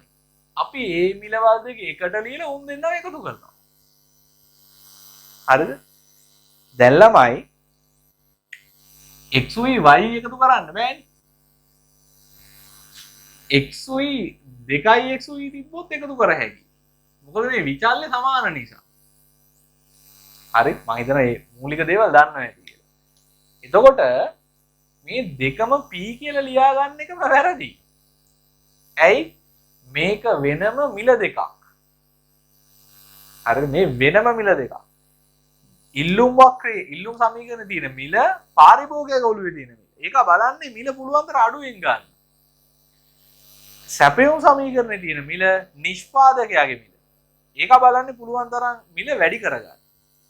ඒ නිසා මේක එකම විචල්යන් දෙකක් විදිහට දාගෙන ඉන්න එකම වැරදි ළමයි. ඊට පස්සේ ඉතින් මේක එකතු කරන එක ගැන ආයේ කිසිම කතාවක් නැහැ නේ. බෑ එහෙම කරන්න. හරි එහෙනම් මෙච්චර කල් කලේ මාත් කළා. කළා තමයි. දැන් වැරද්ද හදාගමු එනවා. මේ බලන්න. මේ බලන්න. මේ පාරිභෝගිකයාගේ මිල අපි මෙන්න මෙහෙම නම් කරන්න ඕනේ. හරිනම්. price මේක පාරිභෝගිකයක් කියලා පෙන්නන අපි දාමු B buyer කියලා.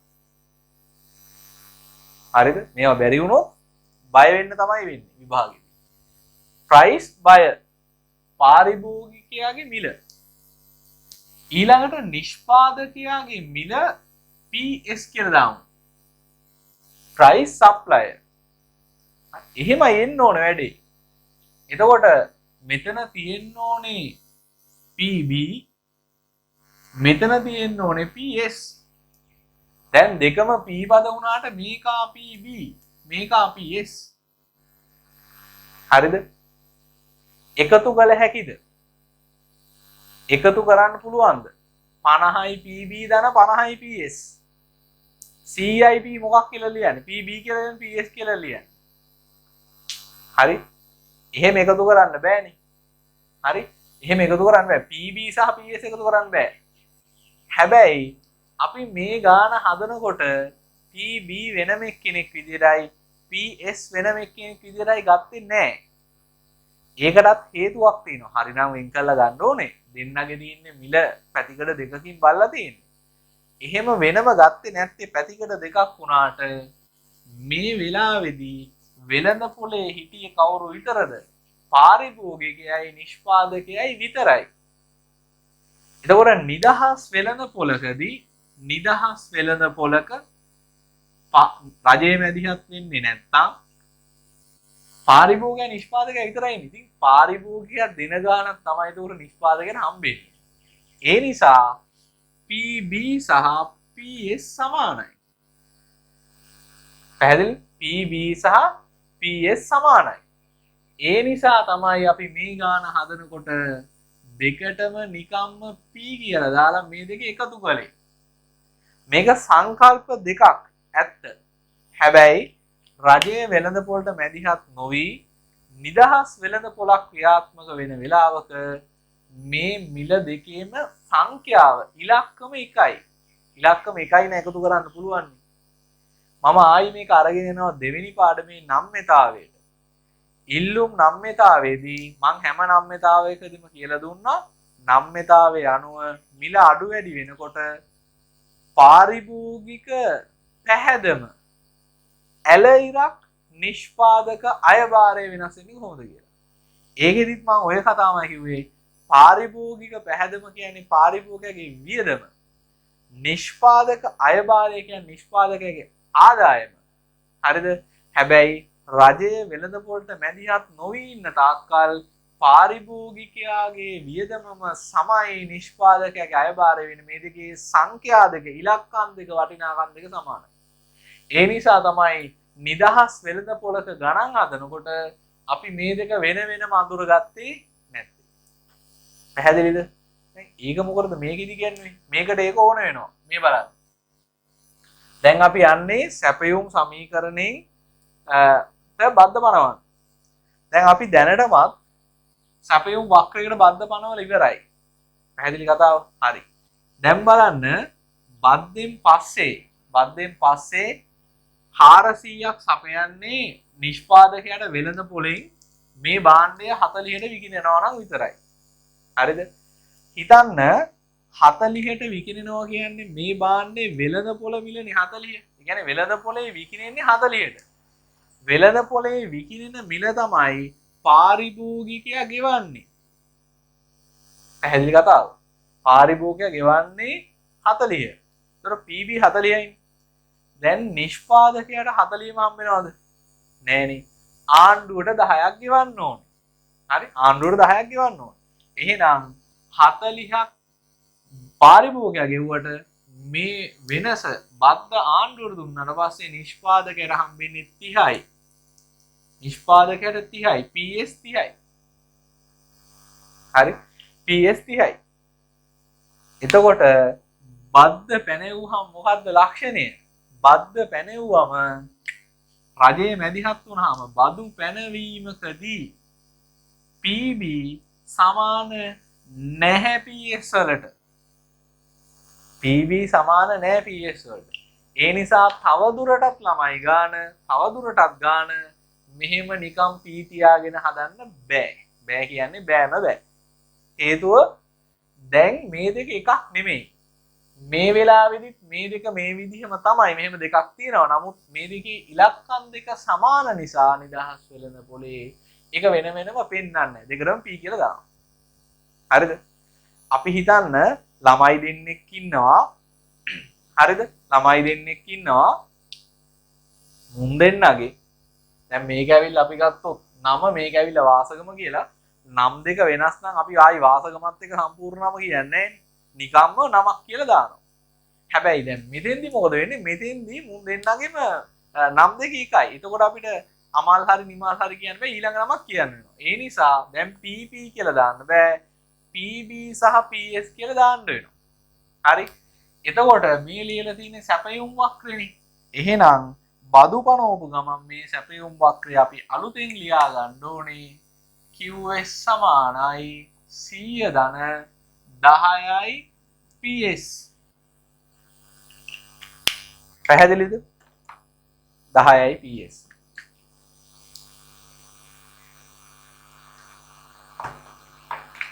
තාම වැඩේ ඉවර නැහැ.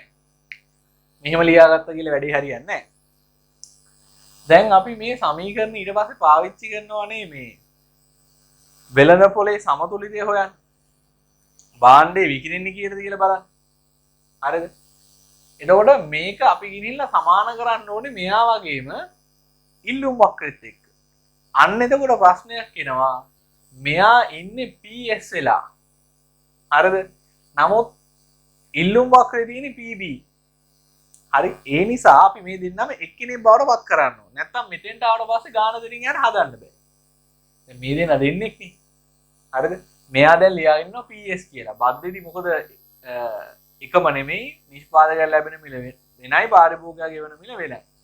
ඒ නිසා මේකට දා ගන්නවා නිෂ්පාදකයන් ලැබෙන මිල එක හරි. හැබැයි අපි ඕක ඉදිරි පියවරකදී සමතුලිතය හොයන්න ගියාම අපිට ප්‍රශ්නයක් වෙනවා. මොකද ඉල්ලුම් වක්‍රයේ තියෙන පාරිභෝගිකයා ගෙවන මිල.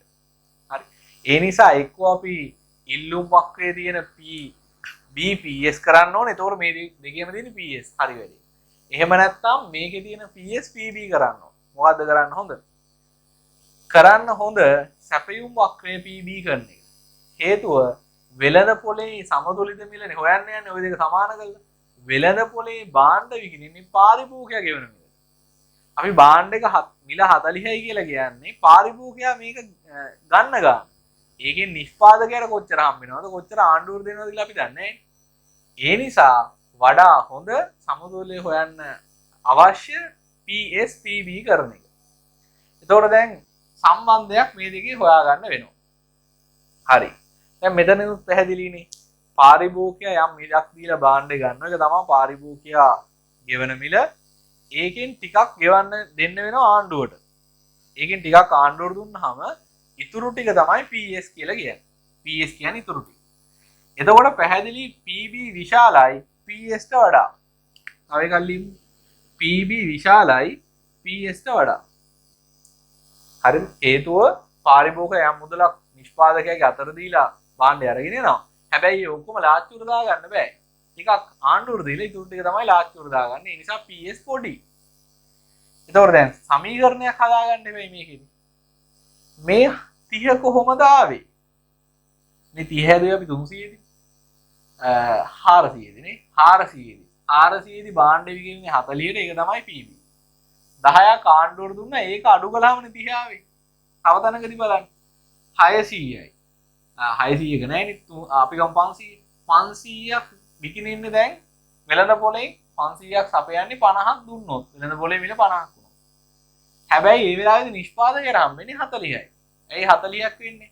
50ක් හම්බුණා වෙළඳ පොලෙන්. ඒ කියන්නේ පාරිභෝගික 50ක් දුන්න අතට ඒකෙන් 10ක් දෙනවා ආණ්ඩුවට. ඉතුරු ටික තමයි නිෂ්පාදකයට ඉතුරු වෙන්නේ 40. ඒ නිසා අපිට සමීකරණයක් ගොඩනගත හැකි PS සමානයි PB පාරිභෝගික ගෙවන මිල ඍණ T PB ඍණ T. හරිද? PB ඍණ T. PB කියන්නේ පාරිභෝගිකයා ගෙවන මිල, T කියන්නේ බද්ද.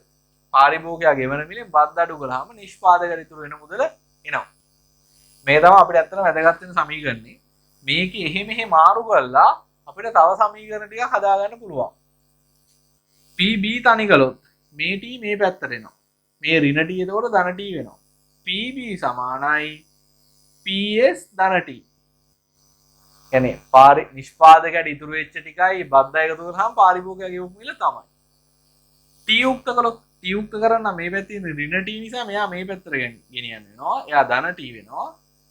PB මෙයාව එහා පැත්තට ගෙනිච්චොත් PS වෙනවා. බද්ද කියලා කියන්නේ පාරිභෝගිකයා ගෙවපු මිලයි මේ තියෙන පාරිභෝගිකයා ගෙවපු මිල මේ තියෙන නිෂ්පාදකයට හම්බෙච්ච මිල මේ දෙක අතර වෙනස. මේක තමයි අපිට ගොඩක් ඕන වෙන්නේ. මෙන්න මේක සමීකරණේ PS සමානයි PB ඍණ T. මේ දෙකත් ඒ ආශ්‍රයෙන් හදාගන්න පුළුවන්. හරි. දැන් ඒ නිසා කරන්න ඕනේ අපි මොකද්ද? මේ සමීකරණය තවදුරටත් වෙනස් කරන්න ඕනේ PB හම්බ වෙනකම්. මෙන්න මෙහෙමයි වෙනස් කරන්නේ. QS සමානයි 10යි PS තියාගෙන මේ වැඩේ කරන්න බෑ. PS සමානයි PB ඍණ Tට. එයාව තනි ප්‍රකාශනයක් විදිහට දාන්න. PS කිව්වත් එකයි PB ඍණ T කිව්වත් එකයිනේ. PS සමානයි PB ඍණ T. ඒ නිසා PS වයින් කළා ඒ වෙනුවට එයා වගේම එයාගෙම කපාපු බලුව PB ඍණ T දැම්මා. ඊළඟට 100 10 PB දන්න එයා තනින් තන වෙනස් කරනවා. T දන්නවා T ස්ථාවරයි. මේ ගානේ T කීයද? බද්ද 10යි. ධන 100 දැන් වරහන් අයින් කරන්න ඕන. වරහන් අයින් කරන්නම් වරහණෙන් එළියේ ඉන්න එක්කිනාගෙන් එළියින් ඉලක්කමෙන් වරහණේ ඇතුලේ ඉන්න ඔක්කොම වෙන වෙනම ගුණ කරන්න ඕන. 10 වැඩි කරනවා PB ගේ. එතකොට 10යි PB. වෙන වෙනම හැමෝම තනි තනියෙන් ගුණ කරන්න ඕන. මෙයා හරි. මෙයා ධන 10යි එයා වැඩි කරන්න ඕනේ ඍණ 10යි. අසමාන ලකුණු ධනයි ඍණයි හරි ඍණයි ධනයි හරි වැඩි කළාම උත්තරේ ලකුණ ඍණ. 10 වැඩි කිරීම 10 100යි. මේකත් ඉලක්කම මේකත් ඉලක්කම ධන 100යි ඍණ 100යි කැපිලා ගියාම මුකුත් ඉතුරු වෙන්නේ නැහැ. සමීකරණ ඉතුරු වෙනවා 10යි PB කියලා. හරිද? එතකොට මේකෙදි ඒකේ ඉලක්කම නැහැ. ඒ ශූන්‍යයි. ඒ නැහැ කියලා කියන්නේ වක්‍රය යන්න ඕනේ මූල ලක්ෂයෙන්. බේනවනේ මේ මූල ලක්ෂයෙන් ගිහිල්ලා තියෙනවා. හරිද? ඕක තමයි කතාව. හරි.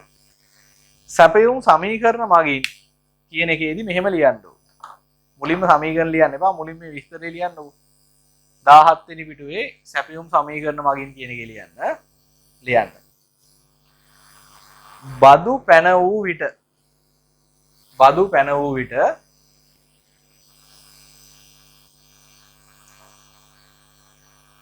පාරිභෝගිකයා ගෙවන මිල වරහන් ඇතුල් දාන්න PB කියලා.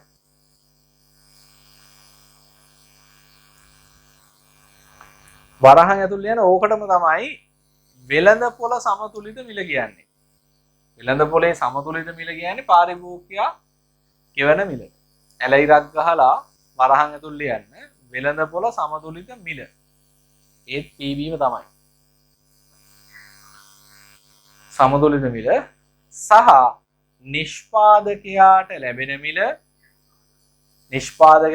මිල වරහන් ඇතුලේ PS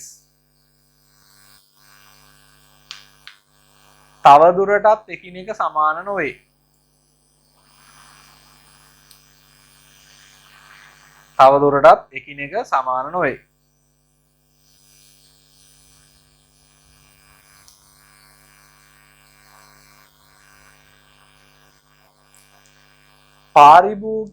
ඒකටම ලියන්න. පාරිභෝගිකයා ගෙවූ මිලෙන් පාරිභෝගිකයා ගෙවූ මිලෙන්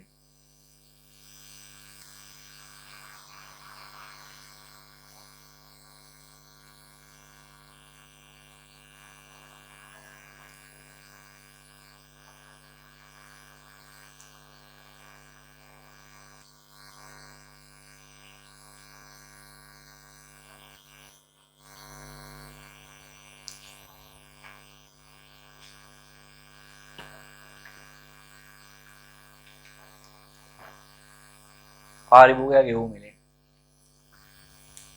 බද්ද රජයට ගෙවිය යුතු නිසා බද්ද රජයට ගෙවිය යුතු නිසා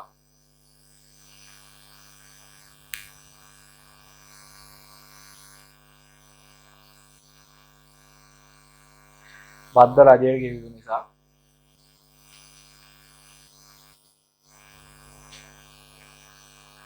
නිෂ්පාදකයාට ලැබෙන මිල වන්නේ නිෂ්පාදකයාට ලැබෙන මිල වන්නේ නිෂ්පාදකයාට ලැබෙන මිල වන්නේ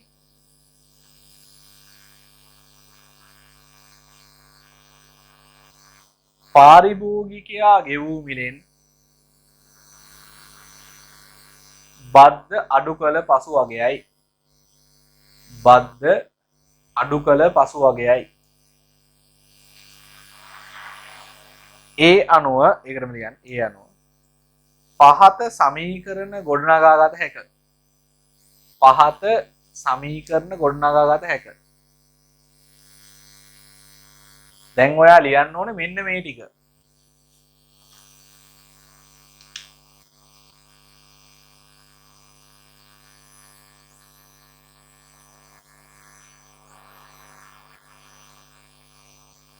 මේ ටික ලියන්න ඕනේ ඔයාගේ පොතේ වම් පැත්තේ දකුණු අත පැත්ත මැද්දෙන් ලියන්න එපා මොකද ඉස්සරහෙන් තව සමීකරණයක් ලියන්න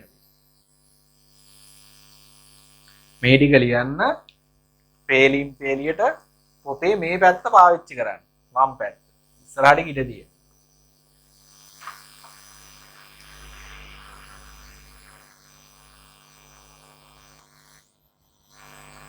හරි මේ ටික ලියාගෙන මෙහෙම ඉරක් ගහන්න ඉරක් ගහලා දකුණු අත පැත්තේ ඉඩ තියෙනවනේ. ඒ ඉඩ තියෙන කොටසේ මෙන්න මේ ටික ලියන්න. මුල ඉඳන් මෙන්න මේ සමීකරණ ලියන්න. මේක ඕනේ මේක මම පැහැදිලි කරන්න දුන්නා.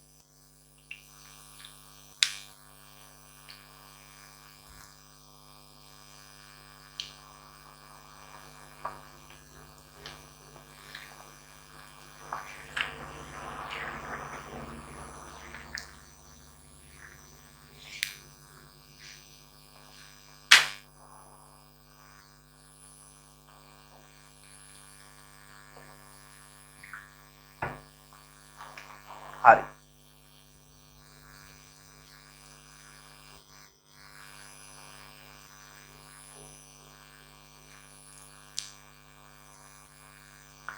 දැන් හරි ක්‍රම දෙකක් අපි දන්නවා ප්‍රස්ථාරය හරි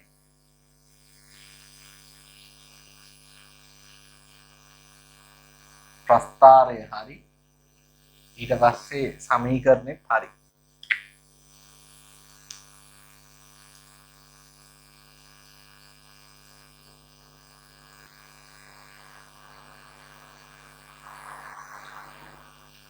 අවසානයේ අපි බලමු සැපයුම් ලේඛනයකින් මේ වැඩේ කරන්නේ කොහොමද කියලා.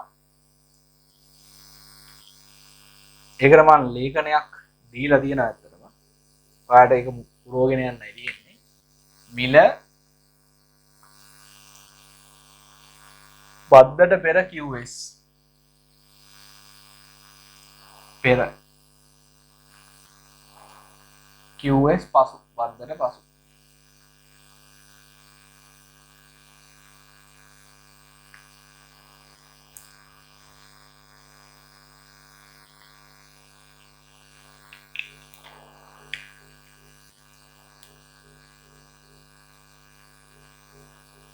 හරි මේකේ මිල දාගන්න ළමයි බිඳුවේ ඉඳන් 10 10 වැඩි කරගෙන යන 60 වෙනකන් දාන්න පුළුවන් මම 20 30 40 50 60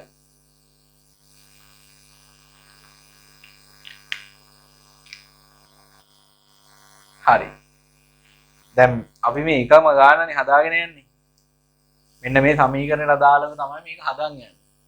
එතකොට ඔයාලට කරන්න තියෙන්නේ බද්දට පෙර සැපයුම් ප්‍රමාණ හොයාගන්න මෙන්න මේ සමීකරණය අරගෙන එක එක මිල ගණන් ආදේශ කරගෙන යන්න සමීකරණය. බිංදුව ආදේශ කළොත් බිංදුවේ 10ක් බිංදුවයි ඉතුරු වෙනවා 100. එහෙම හදාගෙන යන්න. ඒක තනියෙන් පුරව ගන්න පුළුවන් ඔයාලට.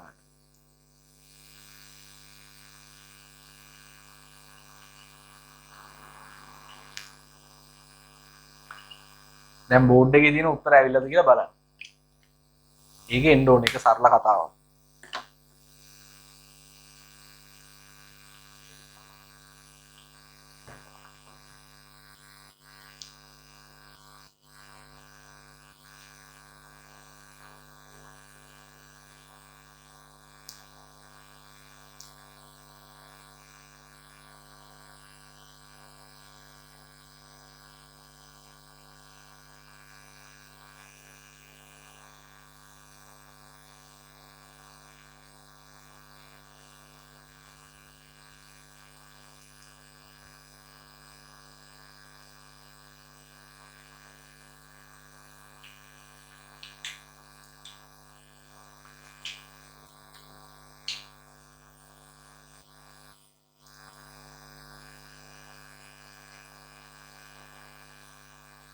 හරි. දැන් මේ බලන්න. මෙහෙමයි බද්දෙන් පස්සේ සැපයුම් ලේඛනය හදාගන්න. දැන් අපි ගාව මේ බද්දෙන් පස්සේ සැපයුම් සමීකරණේ තියෙනවා. ඒක ආදේශ කළත් උත්තර ටික ගන්න පුළුවන්. නැත්නම් මේකෙන් බලලා දා ගන්නත් පුළුවන්.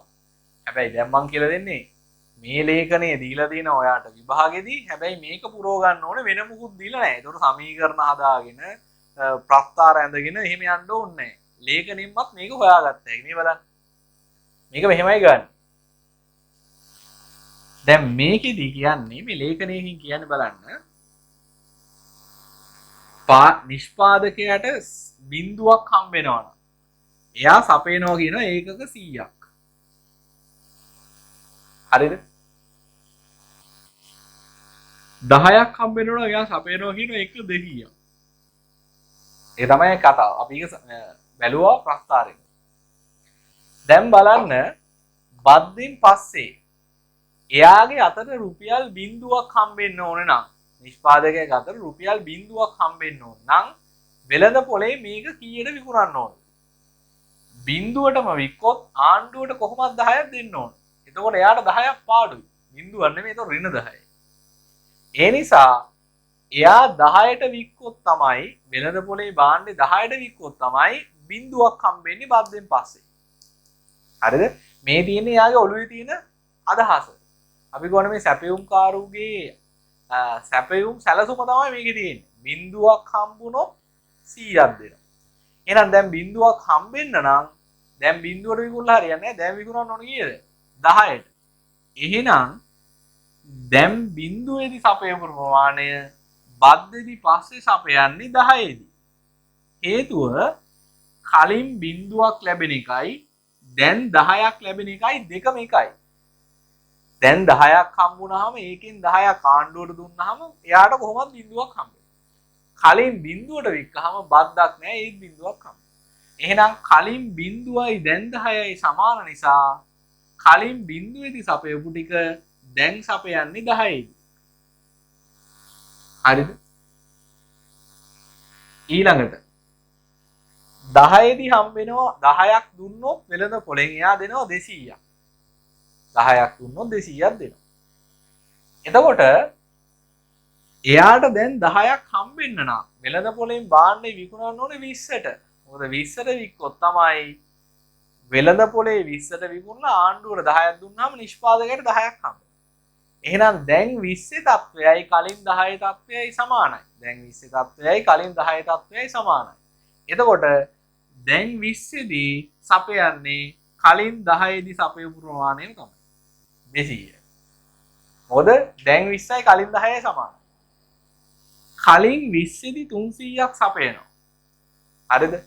දැන් නිෂ්පාදකයාගේ අතට 20ක් එන්න ඕන නම් වෙළඳ පොලේ භාණ්ඩ විකුණන්න ඕනේ 30ට. ඒතර දැන් 30යි කලින් 20යි සමානයි. ඒ නිසා දැන් 30දී කලින් 20 දී සපයපු ප්‍රමාණය තමයි සපයන්නේ. ඔය විදිහට කලින් 30 දී 400යි දැන් 30ක් හම් වෙන්න නම් වෙළඳ පොලේ භාණ්ඩයේ බද්දත් අල්ලලා විකුණන්න ඕනේ 40ට. එහෙනම් දැන් 40යි කලින් 30යි සමානයි. එහෙනම් දැන් 40 දී සපයන්නේ කලින් 30 දී සපයපු ප්‍රමාණය තමයි. ඊළඟට 40 දී 500යි. 40 දී 500යි දැන් 40ක් හම් වෙන්න නම් දැන් 40ක් හම් වෙන්න ඕන නම් වෙළඳ පොලේ භාණ්ඩ විකුණන්න ඕනේ 50ට. එහෙනම් දැන් 50යි කලින් 40යි සමානයි. එහෙනම් දැන් 50යි දී සපයන්නේ කලින් 40 දී සපයපු ප්‍රමාණය. ඊළඟට 50 දී 600ක් සැපුවා කලින් දැන් 50ක් හම් වෙන්න නිෂ්පාදකයා අතට වෙළඳ පොලේ භාණ්ඩ විකින්න ඕනේ 60ට. 60 දී දැන් 60යි කලින් 50යි සමානයි. එහෙනම් දැන් 60 දී සපයන්නේ කලින් 50න් සපයපු ප්‍රමාණය තමයි. මෙතෙන්ට මේකේ ළමයි ඕනම ඉලක්කම් දෙකක් හොයාගත්තාම ඇති. එක ළඟ තියෙන ඉලක්කම් දෙකක් හොයාගත්තාම මේ පරතරය හැමතැනම සමානයි නෙමෙයි. ඔයාලා තියෙන පල්ලෙහාට පරතරය වැඩි කරගෙන යන්න. හැබැයි එක ළඟ දෙකක් හොයාගන්න ඕන. මේකයි හොයාගන්න බෑ. ඒතකොට පරතර 200යි. එක ළඟ දෙකක් හොයාගත්තාම පරතරය 100 නම් යටට එකතු කරනවා පරතරය උඩට අඩු කරනවා. දැන් බලන්න මේ ටිකම එනවා මේ 10 දී 100යි එනවා. 20 දී රතු පාට එක බලන්න 200යි. 30 දී 300යි. 0 දී 0යි. 50 දී 500යි. අලුත් ලේඛනේ එනවා. හරිද? මේකට ආදේශ කළොත් ඔය උත්තර ටිකම තමයි එන්නේ.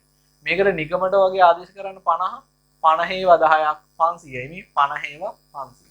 50 දී 500. ඔය විදිහටයි ලේඛනේ ගන්න. ඔය ලේඛනේ සම්පූර්ණ කරගන්න.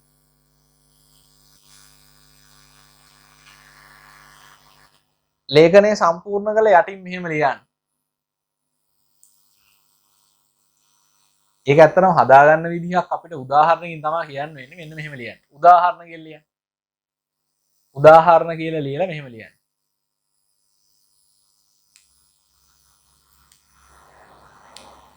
වෙළඳ පොලේ මිල 20 දී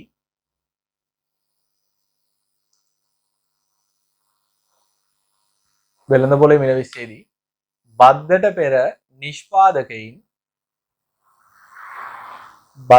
නිෂ්පාදකයින් ඒකක 300ක් සැපයීමට සැලසුම් කරයි. ඒකක 300ක් සැපයීමට සැලසුම් කරයි. ඒකක 300ක් සැපයීමට සැලසුම් කරයි. බද්දෙන් පසු නිෂ්පාදකයින්ට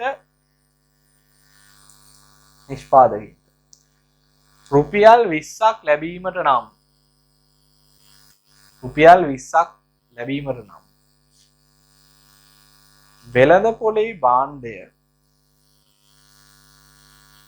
වෙළඳ පොලේ භාණ්ඩය ඒකකයක් රුපියල් 30 බැගින් අලෙවි කළ යුතුය. ඒකකයක් රුපියල් 30 බැගින් අලෙවි කළ යුතුය.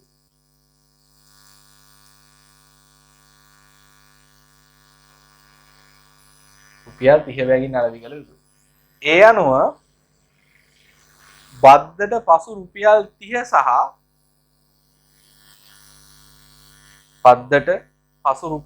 සහ බද්දට පෙර රුපියල් 20 එකිනෙක සමාන වේ. එකිනෙක සමාන තත්වයන් වේ කියලා. එකිනෙක සමාන තත්වයන් වේ. බද්දට පසු රුපියල් 30 සහ බද්දට පෙර රුපියල් 20 එකිනෙක සමාන තත්වයන් වේ.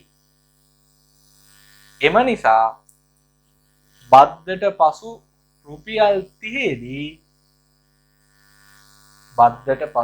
30 දී බද්දට පෙර රුපියල් 20 දී සපයූ බද්දට පසු රුපියල් 30 දී බද්දට පෙර රුපියල් 20 දී සැපයීමට සැලසුම් කර ප්‍රමාණය සපයනු ඇත. අලුත් ඡේදයකින් ආයි තව උදාහරණයක් ලියන්න. බද්දට පෙර රුපියල් 50 දී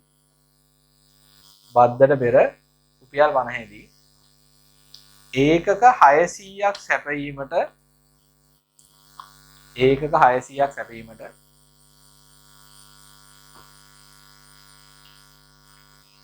නිෂ්පාදකයින් සැලසුම් කරයි.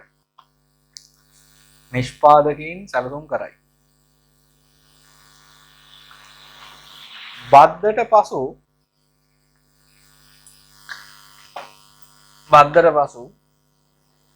ඒකකයක් වෙනුවෙන්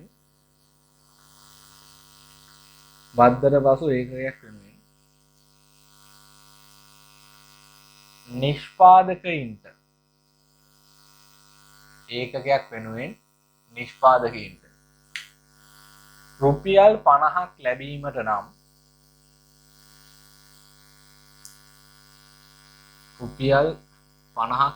නම් වෙළඳපොලේ ඒකකයක්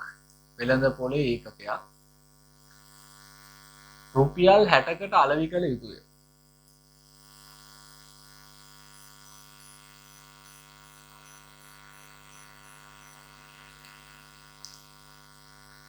වෙළඳපොලේ ඒකකයක් රුපියල් 60කට අලෙවි කළ යුතුය.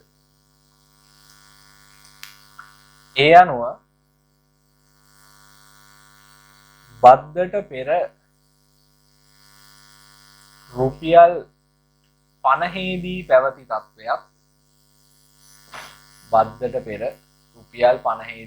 තත්වයක් බද්දට පසු රුපියල්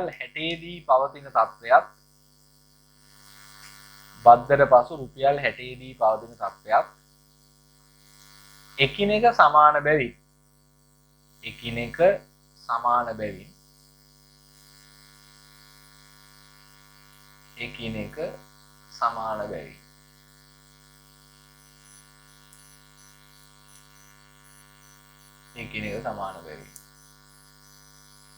බද්දට පසු රුපියල් 60 දී ඒකක 600ක් සපයනු